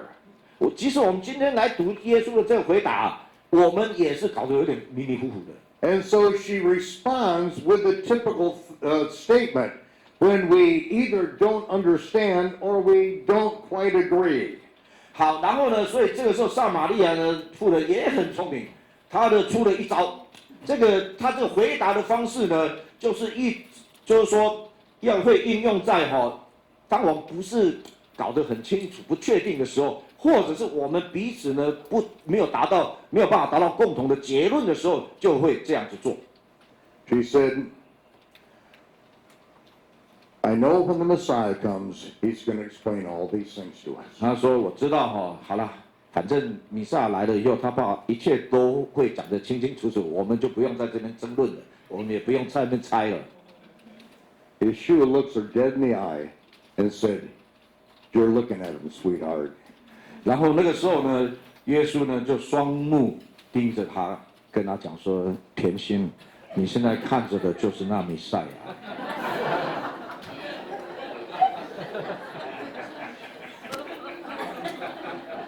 She responds, 他就回应啊，我都吓一跳啊！ She takes off on a dead run back into the city. 哎呀，他那时候就好像一只被鞭打的狗一样啊，急速的奔跑啊，回去撒玛利亚村庄啊，长发在风中飘舞。The disciples are on their way back with some sandwiches. 然后呢，那个时候呢，这个门徒们已经买好了这个汉堡午餐，然后呢，抱着热乎乎的，正要往回去那里要给他的夫子吃啊。She runs by him so fast it blows her hair back. 所以呢，但是呢，他头也不忘的，然后呢，急速的跑过去，然后这个秀发呢就在他门徒身边一掠而过啊，然后门徒们就。She rushes into the village and she starts screaming out in the streets. This man told me everything I did. Is he not the Messiah? Is he not the Messiah? Come and see. 然后他就对着所有村庄很大声的广播啊，说这个人把我过去一生事情都讲得清清楚楚的，难道他不是弥赛亚？他肯定就是弥赛亚，你们赶快出来见弥赛亚。In the meantime, the disciples get to the well. 然后呢，在那个时候呢，门徒呢也到了这个井边了。And Peter said, Lord, do you want some Thousand Island dressing on your Reuben sandwich? 所以门徒们说，主啊，你要不要放一点千岛酱在你的沙拉上面？ And he said, No, I've got meat to eat that you don't know anything about. 耶稣说不用了，我已经饱了。我说，我有食物是你们所不知道的。 Oh, come on, an hour ago you're starving to death. Now you're not hungry? 那门徒说，你真的很难搞呢。你这几天才半个多小时以前，你说你饿着全身贴肚皮厚皮，然后呢，我们急急忙忙去买了回来就是想赶快让你不要肚子饿。你现在又说你饱了。Then Yeshua said to them, Don't tell me there are 4 months until the harvest. 然后耶稣就很严肃跟他们讲说你们不要跟我讲说距离那个收割的时候还有4个月之久。 Now remember, we're back at the time of the woman of the well. This is just before the feast of Shavuot, just before Pentecost. 好，你要现在记得这个，我现在讲的这个时空背景啊。 那个是在那个刚刚这路加福音9章的那个4个月以前那个时候是在那个五旬节的那个节期的那个时空背景里面Remember, John chapter 2 and 3 is the first Passover he goes up to. 那个在约翰福音的2章跟3章的时候，就是第一个那个逾越节，耶稣也是去阿里亚的。 John chapter 4 is the woman at the well. 第4章呢，就是耶稣在井边妇人谈到。 John chapter 5, he's back at Jerusalem for the feast of Shavuot, Pentecost. 然后呢，第5章呢，他又回到耶路撒冷呢，去守那个五旬节。 From this time, there are 4 months until the fall feast begin. Tabernacles. 因为呢，所以从那个五旬节那个点起算，还要距离那个住棚节的那个时候的收割期啊，那个还有4个月之久。 Yeshua said, Don't tell me that there are 4 months before the harvest. 所以呢，耶稣跟我说，你不要跟我说呢，还要等4个月才能够收割啊。Look, he points back over their shoulder. 然后呢，他就跟门徒们讲啊，你看啊，你们转身看啊，后面的那些啊，在你们身后的 The fields are white, all ready to harvest. 那个你看到的这些庄稼全部都白了，已经可以收割了。I didn't understand this until 20 years ago when I was invited into the home of the high priest of the Samaritans for the first day of the Feast of Tabernacles. 这个我过去完全不明白这个经文，一直到20年前呢，我被那个撒玛利亚的大祭司邀请到他家里面去过那个住棚节的五旬节的第一天，那个时候我才明白。The entire family of the high priest were all crowded into that room in their traditional garments for the feast. 那个大祭司撒玛利亚大祭司他的那个家人全部都挤满在屋子里面，然后呢，穿着他们传统上庆祝这个五旬节的那个衣服啊。What are these garments? 那这些衣服到底是什么？ Head to toe, white garments. 从头到脚都是白色的。The entire Samaritan village is following the woman out, and they are all in their garments of white. That's why he said the fields are white, ready to harvest. 所以呢，耶稣呢就指着那个场景，因为妇人的报告嘛，整个撒玛利亚村都跑出来要看弥赛亚嘛。可是那个时候又是他们撒玛利亚的五旬节的节期啊，所以那个时候他们穿着全身都白，所以耶稣就跟他说：“你们不要说那个到4个月以后宗教才收，你们转身看，全部都是白的，一片的，准备你们赶快去收割吧。” There are no crops in Israel that are white. 在以色列的庄稼没有一个是白色的啦。It's not until the last few years we've even had cotton there. 一直到过去几年前我们以色列才开始有种棉花。He's speaking of the Gentiles. The time for the harvest of the Gentiles is now. 他就是那时候耶稣那个门徒说啊，现在收割外邦人的这个庄稼的时候已经到了。That day when I was with the Samaritans in the home of the high priest. 那一天啊，我跟这个撒玛利亚大祭司坐在他的家里面啊。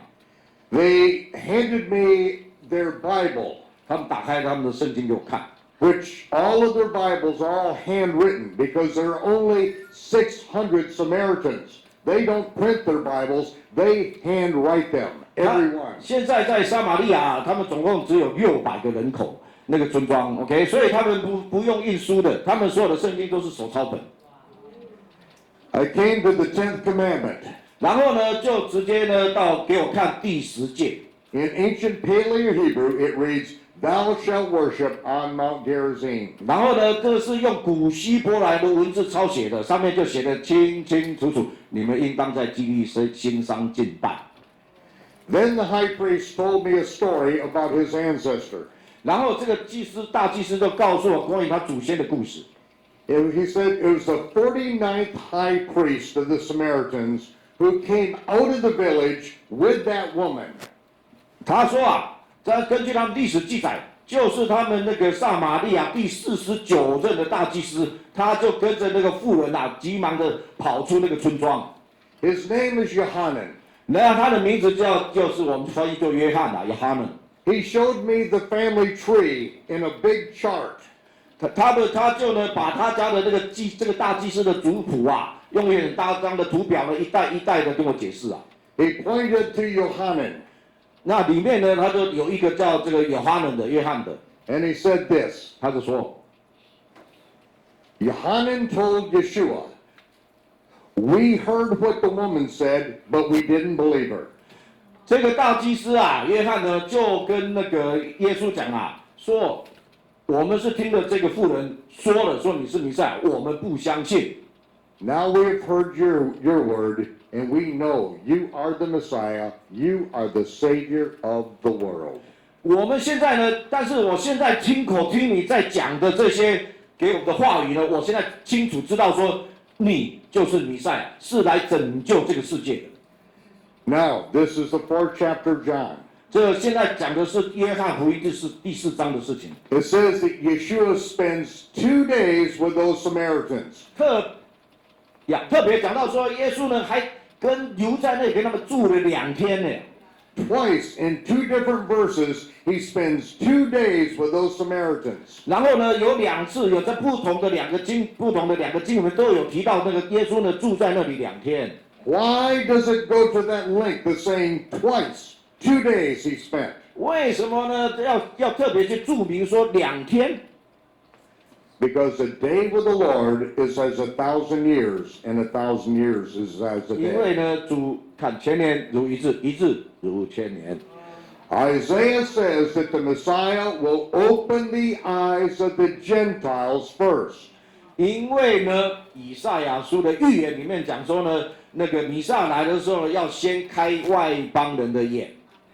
And that very thing is that Yeshua is opening the eyes of the Gentiles. This is a type or a prophetic shadow picture of the time of the Gentiles, 2,000 years. 好，大家注意听哈，因为他们犹太人的呢，他们是用那个模式当做预言的 ，OK？ 所以从这个模式里面呢，他告诉我们说啦，他们的了解，西方人跟人了解读这个经文呐，就是要告诉我们说呢，耶稣呢特别跟这些的外邦人住了2天，就是2000年 ，OK？ 然后呢，开了我们的眼睛，这是在预表未来所要发生的事情，从耶稣那个时代往前，到现在2000年差不多。Now, remember, we're in John chapter 4. 好，然后记得呢，我们现在在约翰福音第4章。You're drawing a big circle around these verses in your Bible, so you'll never forget this story. OK， 所以你们要开始在你们的这个圣经上面做注解，你们才不会忘记啊。Well, where does he go next from Samaria? 然后呢，他从撒玛利亚要往哪里走呢？ He goes back up to Cana, where he had turned the water to wine before Passover. 他呢就回到那个他就回到那个迦南地，在迦南地呢是在逾越节之前，他把水变成酒。That is where Yeshua deliberately defiled the Pharisees' ceremonial stone water pots at a Pharisee wedding. 然后就这个迦南婚宴的场景的意义呢，就是耶稣特意呢那个破坏那个法利赛人所主持的那个婚礼里面的他们自己创立的那个洁净的礼仪的卡诺这个规矩。To understand all of that, 那要了解这个整个来龙去脉， I will refer to you to some of the thousands of hours that I've taught and is recorded and available in English. 然后呢，你们就可以上网呢看我那些几千个小时的教导，你们就会明白。I have been producing these programs and teachings from the land of Israel for more than 20 years now. 从那个20年前我就已经从以色列呢，直接从以色列把这些的神的话语呢，一直清楚的教导出来。So you may need to catch up. 所以呢，你们要赶工啊。But I'm going to give you a 50-year shortcut. Okay? 但是呢，他就说，但是呢，我也会提供你一条捷径，这一条捷径呢，说给你们50年的功力。For me to get these answers, I had to sell everything and move to Israel. 我为了要能够给你们这个捷径我是要变卖我一切的家产，然后呢搬到以色列去住。And all you have to do is spend about 7 hours a day reading the scriptures. 然后呢，你所需要做的呢，就是每天花7个小时读圣经。If you can't do that, just spend 6 hours a day. 如果7小时对你太难了，那就请你花6小时。But there's no magic shortcuts. 但是呢，你们也别想说有那种真正的什么神奇的捷径，没有啦。You have to study to show yourself approved unto God, as workmen that need not to be ashamed, rightly dividing the word of truth. 就是说呢，你们自己必须要这样勤勉的来真的挖到把它全部读完，全部你都神的道理都很清楚在里面，而且你知道你有那个把握，你可以按着正义分解神的道，神的话语。Now, let's step back. John chapter 4. 好，现在再回到约翰第4章。He goes back to Cana where he had defiled the Pharisee ceremonial stone water pots. 他就回到他过去呢，就是那个污染的这个法利赛人呢那个洁净礼仪用的6口石糠。In the morning after that event, he and his family went down to Capernaum for not many days. 然后经文告诉我们说呢，他这个水变成酒的神迹以后呢，隔天他就跟他的家人到了加百农，没有几天待在那里。Then he went from there up to Jerusalem for Passover. 然后从那里呢，他就到耶路撒冷去过逾越节。And after a few weeks, he goes back up north and he's now in Cana again. 然后呢，有几个礼拜以后，他又回到了迦南。But a very wealthy man from Capernaum comes to see Yeshua because he had met him before Passover. 因为呢，这个加百农那边呢有一个很有钱的人，他之前就已经碰到耶稣，自己认识耶稣了，因为他在逾越节以前他已经认识了耶稣。And this man said, "Please come minister to my son. He is dying. My son is dying. Please come pray for him." 然后他就说我的儿子快要死了，请你来到我们家呢，医治我的儿子。Now it's less than a day's walk to get down there. 其实呢，从那个耶稣所在的地方呢，到他家呢，差不多不到1天的路程啊。From Cana to Capernaum. 从迦南呢到加百农就不到1天的路程。Yeshua refuses to go with him. 耶稣呢就是拒绝了。He says, "Go your way. Your son's already 耶 healed." 稣说：“你回去吧，你的儿子得医治了。” The man leaves the next day and finds out halfway back that his son has been miraculously healed. 然后呢，这个人就隔天往回走到半路上的时候，仆人就碰到他的仆人跟他说，就在当下他已经得医治了。Now, Yeshua, we find out why he didn't go with him. 那我们现在明白说，为什么耶稣那个时候忍心呢不去，就是故意不跟他回去呢，跟他去医治他儿子呢？ Because he has only 5 days to get up to the feast of Shavuot, which he must go up to. 因为呢，他只剩下5天的时间啊，他必须要再到耶路撒冷呢去守他的那个那个五旬节。He arrives in Jerusalem, and the day before Shavuot is a Sabbath. 然后他就到了耶路撒冷，那个是那个五旬节的前一天，那一天刚好是安息日。And he heals a man who has been lame for 38 years. 他那边呢医治了38年的瘫子。And then he tells the man to break the law of the Pharisees concerning picking up his bed and walking on the Sabbath. 然后呢，他把这个摊子医治好，还故意叫这个摊子呢，把他的毯子呢收拾好，还故意叫他走了一段的路程。那一段的路程就直接违反了法利赛人所规定的安息日可走的路程。He heals him and then tells him to deliberately break the law of the Eruv.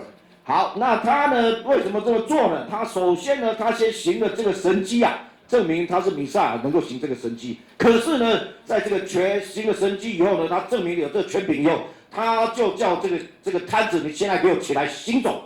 然后呢，故意要来破除法利赛人所他看到其中的一条规定，那个叫做 Eru。The Pharisees didn't see that Yeshua healed the man. 那个法利赛人呢，他们没有看到他医治那个摊子的时候，他们没有在场。But they did see the man carrying his bed on the Sabbath day when there are hundreds of thousands of Pharisees in Jerusalem for the feast of Shavuot or Pentecost the next day. 但是呢，他们的确有看到的说，哇，当这个以色列的全体会众聚集在那边等着要过那个这个五旬节的这个场景之下，居然看到这个摊子居然能够起来行走，而且拿着他的行军床啊，行军床呢就大步的一直走啊。This is a major scene. 这个可不是小事啊，大家都几十万人都看到了。With hundreds of thousands of Jews in Israel for this event, there is one man that is deliberately violating the rules of the Pharisees. 在几十万人的众目睽睽之下，居然有一个人公然的违抗法利赛人这一个关于 rule 的这个规定。Why? Why are you carrying your bed on the Sabbath? It is unlawful according to our Takanot. 根据我们法利赛人制定的这个塔卡诺啊，为什么你胆敢这样子违反我们这个规定？居然在安息日给我抱着你的床在那边走。He said, a man named Yeshua from Nazareth, he healed me.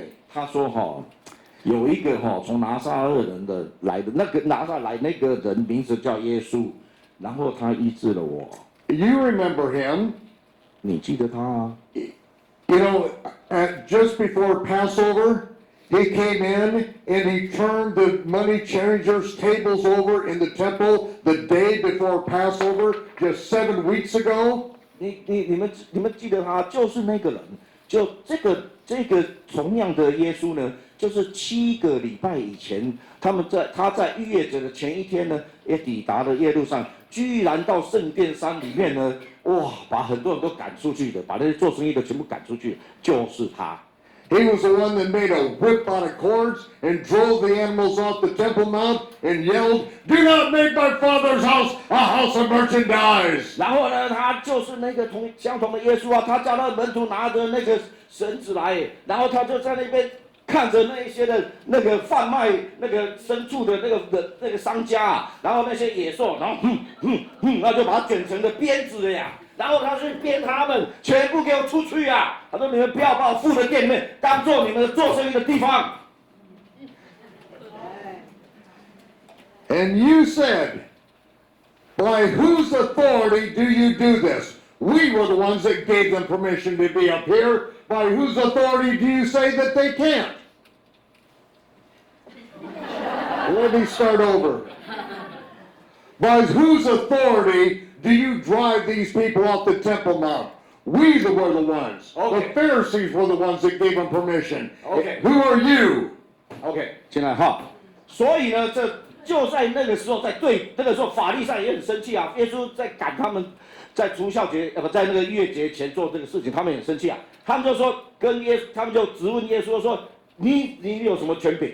就是说来把他们给赶出去呢？”然后说这些人在这里是特许行业，在这边做这个特许行业，这个特许行业的商业执照是我们法利赛人发的，是我们法利赛人有这个权利给这个执照，你凭什么有这个权柄来违反我们所发的执照的权柄呢？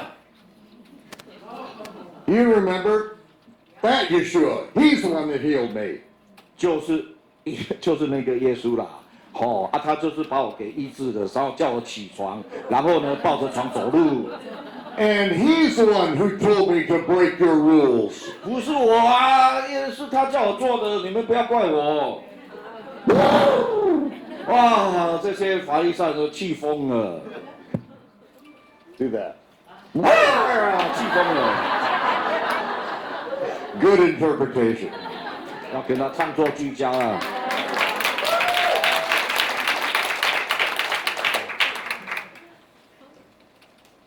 Okay, the time is up. Oh, what? 11:45. Okay, we got a few more minutes. We got 15 minutes, right? Okay, all right. So now, here we are. 4 months after he meets the woman at the well. 好，现在大家脑筋要转回来就是这个事情过了以后4个月之后，他是那个在撒玛利亚村庄就是跟妇人井边谈到了。4 months after, the woman says, "Our Torah and our priests tell us we have to worship here on this mountain, Mount Gerizim." 就在这个4个月，就说第一次在谈道里面，那个妇人问他说：“我们的先祖们说要在基利心山敬拜耶和华。”就这个事件的4个月以后。And the Jews say Jerusalem. 然后呢，而且呢，那个时候犹太人呢说一定要在耶路撒冷敬拜。And Yeshua answered, 耶稣回答 You Gentiles worship who you do not even know. 你们这些外邦人啊，你们到底所敬拜的对象啊是谁？你们自己都搞不清楚。We Jews know who we worship. 我们犹太人，我们很清楚我们敬拜的神是谁。We know his name. 我们知道他的名字叫什么。It's not Ashima. 他的名字不是叫你们的圣经里面写的阿什玛， It is Jehovah. 他的名字叫耶和华。We know who we worship. 我们知道他的名字，我们知道我们敬拜的是耶和华神。Salvation is of the Jews. 那个救恩啊，就是从以色列出来的。Now here it is. 4 months later, and Yeshua sends James and John into the same village. 好， 4 months later. 你看，就不过4个月之久啊，又再次的路过撒玛利亚村庄啊。耶稣就派了约翰跟雅各走到他前面，再去到撒玛利亚村庄去买食物啊。And he is making Aliyah. He's going up to Jerusalem for the feast. 这个就是他要阿里亚的路程啊，大家记得吗？从那个往南走，从那个加利经过撒玛利亚往南走，要到那个耶路撒冷去阿里亚，一节一节的上升到圣殿去敬拜。OK。Now underline verse 52. 好，到第52节要把它画一个线。When the disciples went into the village of the Samaritans, 让这两个门徒进到撒玛利亚村庄， they refused to sell him anything. 居然这一次呢，他们不愿意卖给门徒们任何的东西。 Why? 为什么？ Because he is not going to keep the feast with them on Mount Gerizim. He is determined to go to Jerusalem like the real Torah says. 他们就发现说，哇，这一个我们虽然认可他，知道他就是弥赛亚，可是这个弥赛亚居然是定义要到那个耶路撒冷呢去守这一个节日，守这个五旬节，而不是呢在待在撒玛利亚村庄呢，跟他们一起在基利心上面来守这个节期。These Gentiles have picked a different place and a different time for the Feast of Tabernacles, and Yeshua is not going to obey their made-up religion. 这个刚刚讲的这个撒玛利亚的祭司们，你想就是说，他们被假祭第一个他们不是犹太人，第二个他们被那个假的祭司们所教导，第三个他把圣经给改了，所以他们呢自己创造的这一个在基利心上敬拜这个地点，还有呢那个五旬节的这个时间点，他也给改了。所以呢，这个是他们自己创造的，跟妥拉不一样人为的宗教传统。所以也为什么说耶稣呢不理他这一套？妥拉怎么规定，他就照这样规定。妥拉规定要到那个耶路撒冷，在那个所指定的时间点，不是在他们的那个时间点。OK， 所以他们就因为这样不接待他了。Yeshua is not going to play pagan Gentile church with these Samaritans. He is going to keep the feast as it is written. As it is written. He's going to do what is written, and he's not going to do the doctrines and commandments of men. 所以呢，耶稣呢，对于这些外邦人包括撒玛利亚人在内，他们所自己创造出来的这一些的宗教的传统这些规定呢，他是那些他们玩这些把戏那个耶稣是一点兴趣都没有的。耶稣呢，他就他就要守妥拉上面的规定的，所以妥拉怎么规定，他就怎么做。So James and John come back out of the village empty-handed.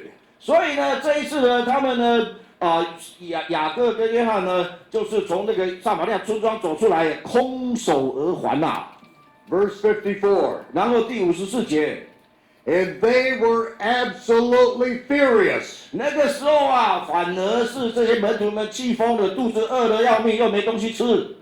These Gentiles, who 4 months earlier said, "Oh, you're the Messiah, you're the Savior of the world," won't even sell him anything. 就在4个月前他们这样欢呼你就是弥赛亚，我们认识你，你就是那差来拯救这个世界的。结果4个月以后，连个薯条都不卖给我。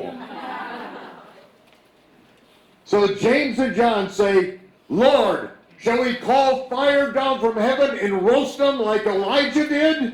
好的时候呢，雅各约翰说：“主啊，是不是这个时候我们就叫那个火从天降下来，直接把他们BBQ 啊，就好像以利亚的能力一样啊？” He said, "Calm down, boys. 耶稣跟他们说：“哎， We 稍安 don't know 勿躁 we don't know what spirits you're of. 你们不晓得你们讲这句话 Come 是 on. 出于什么样的灵在讲这句话。” Come on, follow me. 真 We're 经 going up to Jerusalem. 这是对，你们继续跟我往前，我们一起朝耶路撒冷走。 Remember what happened less than a week earlier? 还记得在那个不到1个礼拜之前发生的事情吗？ James, John, and Peter are with Yeshua, and they went to a mountain, set apart mountain. 他们那个时候是约翰、雅各跟彼得啊，他们跟耶稣呢到了一个山上。 5 days before the Feast of Tabernacles is Yom Kippur, 那 the 在这 holiest day of the year. 就是在这个祝棚节啊，祝棚节呢就是那个5天以前呢是赎罪日，那个是那个提斯里月10号。 Yeshua has taken James, John, and Peter with him and went up into a mountain. 那个时候是约翰、雅各，耶稣带这3个门徒就上了这个高山。 You are not required, according to the Torah, to be in Jerusalem for the Day of Atonement. OK， 根据圣经的妥拉1年3次守节规定里面呢，这个赎罪日没有在这3次里面， So they're on their way up to Jerusalem for the feast. 所以他们是要去参加的是祝棚节。 It's on the Day of Atonement, Yeshua goes up into a mountain. 那是在那个祝棚节的5天以前，提斯里月10号的赎罪日，耶稣带他们上的高山。 And there, the vision of Elijah and of Moses appearing before them. 就在那里啊，那个以利亚跟那个摩西啊，就出现在他们面前。 Yeshua has already told them that they are planning to kill him when he goes up to Jerusalem. 因为呢，耶稣已经在那个时候跟他们讲说呢，他们那个文士法利赛人，他们后面会杀害耶稣。 Because of the miracle he did and healing the man that was lame for 38 years at Pentecost earlier. 啊，因为呢，耶稣呢所行的一些神迹，还有特别就是在那个那个五旬节呢，刚刚所讲的医治下那个瘫子的那个神迹。 Yeshua's family and all the rest of the disciples are going up a separate way, but he has just these few men with him for this event. 然后因为为了要就是说避免他们要杀害耶稣，所以那个耶稣呢就只跟这一小撮的门徒啊，自己的走。那耶稣的这些其他的门徒呢、家人呢，他们自己一大群，他们走他们的。 When Peter, James, and John see Yeshua transfigured before them, and Elijah and Moses there, then they say, "Lord, it's good for us to be here. Let's stay here and build 3 tabernacles here. One for you, one for Elijah, and one for Moses. Let's keep the Feast of Tabernacles here where we're safe. It's a holy mountain." OK， 所以呢，那个时候呢，他们那个彼得、雅各、约翰呢，就看到摩西跟以利亚都显现了，然后又看到耶稣登山变相，然后那个天父的声音又下来，所以呢，他们就说这个就是圣山了，然后就说那个夫子啊，我们呢不要去耶路撒冷了，好不好？那个我们就在这里呢，就建3个 Sukkot 是棚子 ，OK， 然后呢，一个给你，一个给以利亚，给摩西，咱们就住在这里，好不好？好，就在这里呢过祝棚节，5天以后的祝棚节，好不好？ It seems like a reasonable idea. 这个听起来蛮合理的一个建议， They want to kill him at Jerusalem. 因为你去他们要杀你嘛。 When he goes up there, the priests are going to have the temple guard attempt to arrest him. 当他们如果抵达了圣殿那时候，那个大祭司已经安排好要让圣殿的那个警卫啊、安全部队呢把他给逮捕了。 So they say, let's stay here and build the sukkahs here, the tabernacles here. 所以他就说，我们父主，我们就在这里过祝棚节啊。And then a voice from heaven. 那个时候呢，天上就有声音出来。This is my beloved Son, in whom I'm well pleased. 这是我的爱子，我所喜悦的。Listen to him. You guys have some really stupid ideas. 你们不要在那边自作主张、胡乱建议，你们要听我的爱子。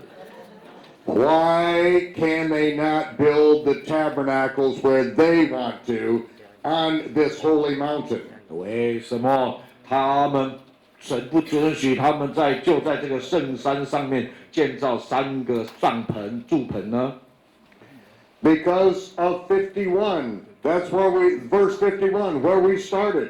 因为呢，就是刚刚讲的路加福音第9章51节，耶稣是定义要在耶路撒冷过住棚节。 The days of Yeshua's Aliyah, that he must go up 3 times a year, were being fulfilled, and he must go up to Jerusalem, whether he's going to live or die, he must go up to fulfill the commandments of God. 原因呢，就是又回到我们今天一开始的路加福音第9章51节，就是说呢，耶稣呢要fulfill， 要去完成。遵守那个妥拉的1年3次守节的，到耶路撒冷守节的规定，来去守那个住棚节的日子到了，所以他要阿里亚到耶路撒冷去，这个是不能改变的。So it took just about 3 hours to teach you that one verse. 好，刚刚呢，迈克儒德呢大师啊，就花了3个小时呢，就把这个路加福音9章51节的真正的精要啊，跟各位讲解清楚了。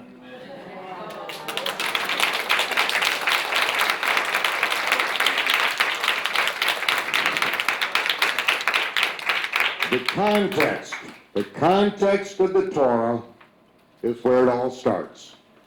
其实啊，你们要了解这些，一定要去了解妥拉的上下文。